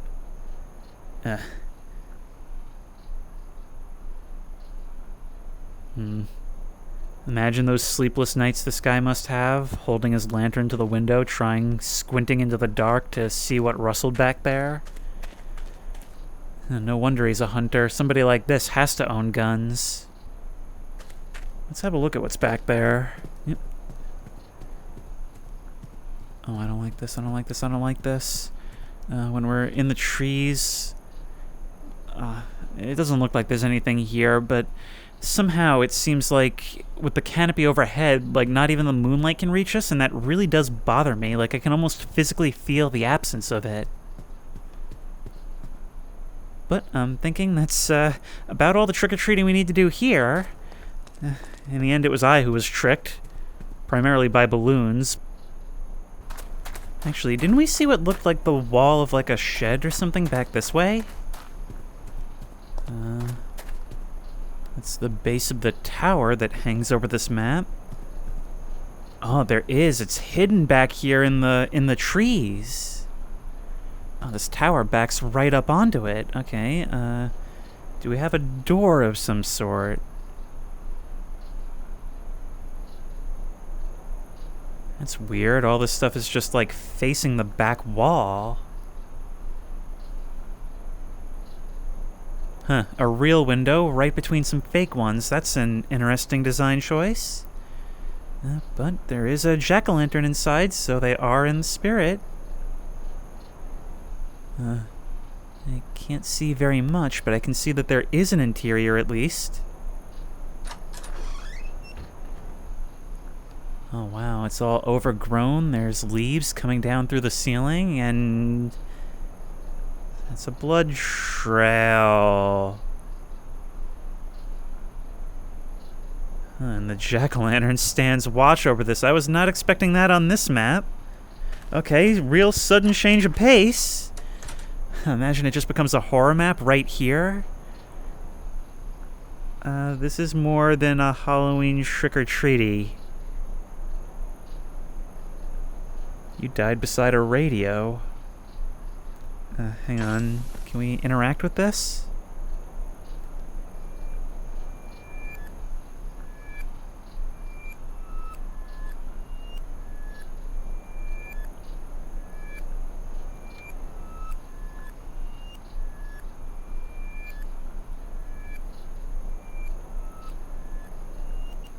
It almost sounds like it's being played, like, in reverse. Are there some extra things to be discovered about this map? Some codes to unlock? But I'm certainly not going to be doing it. I Just want to go count my candy. And maybe not call this in, because I don't really feel like dealing with police tonight. Later, Tater. Actually, let's just check before I go. Can we enter this tunnel? No, we can't. Anything off to the side? There is. Oh, Darwin! Oh, look, he's in a candy coma. Oh, you can tell this guy... Ooh! Oh, he's tossing and turning in his sleep. Wow. I'd always heard that too much junk food before bed could give you nightmares, but, normally I'd wake him up from something like this, but it's in the holiday spirit to let him suffer. You know, I can't blame him for pooping out like this. It's been a long and eventful night. And this looks like as good a place as any to stop and count and trade our candy. And with the safety Glock at the ready to make sure nobody comes to try and steal it. This is what choke points are for. You always gotta choose your counting candy spot on Halloween. This seems like a good place to end it. I hope you have a happy Halloween as well, and a creepy and comfy spooky season to go along with it. Remember, it is not over until you say it's over. The mood is still there all throughout November, and really spooky season is whatever and whenever you make it. So with that, once again, happy Halloween, and if you like this video... I guess the safety Glock's a little bit jumpy tonight, or there's some trick-or-treaters in the bushes. Sorry! You know what? It's the spirit of the season. They got a spooky Halloween jump scare. Might be some lawyers tomorrow, but we'll think about that tomorrow when it's not Halloween. But until then, if you like this video, please remember to like, comment, and subscribe for more creepy and comfy content. If you have any ideas for other videos you think I should do, the best place to suggest that will be at the Discord, which I will link in the description. If you want to try any of these maps out for yourself, those links will also be in the description. If you want to support me on Patreon, that link will be in the description. And as always, I will see you in the next one.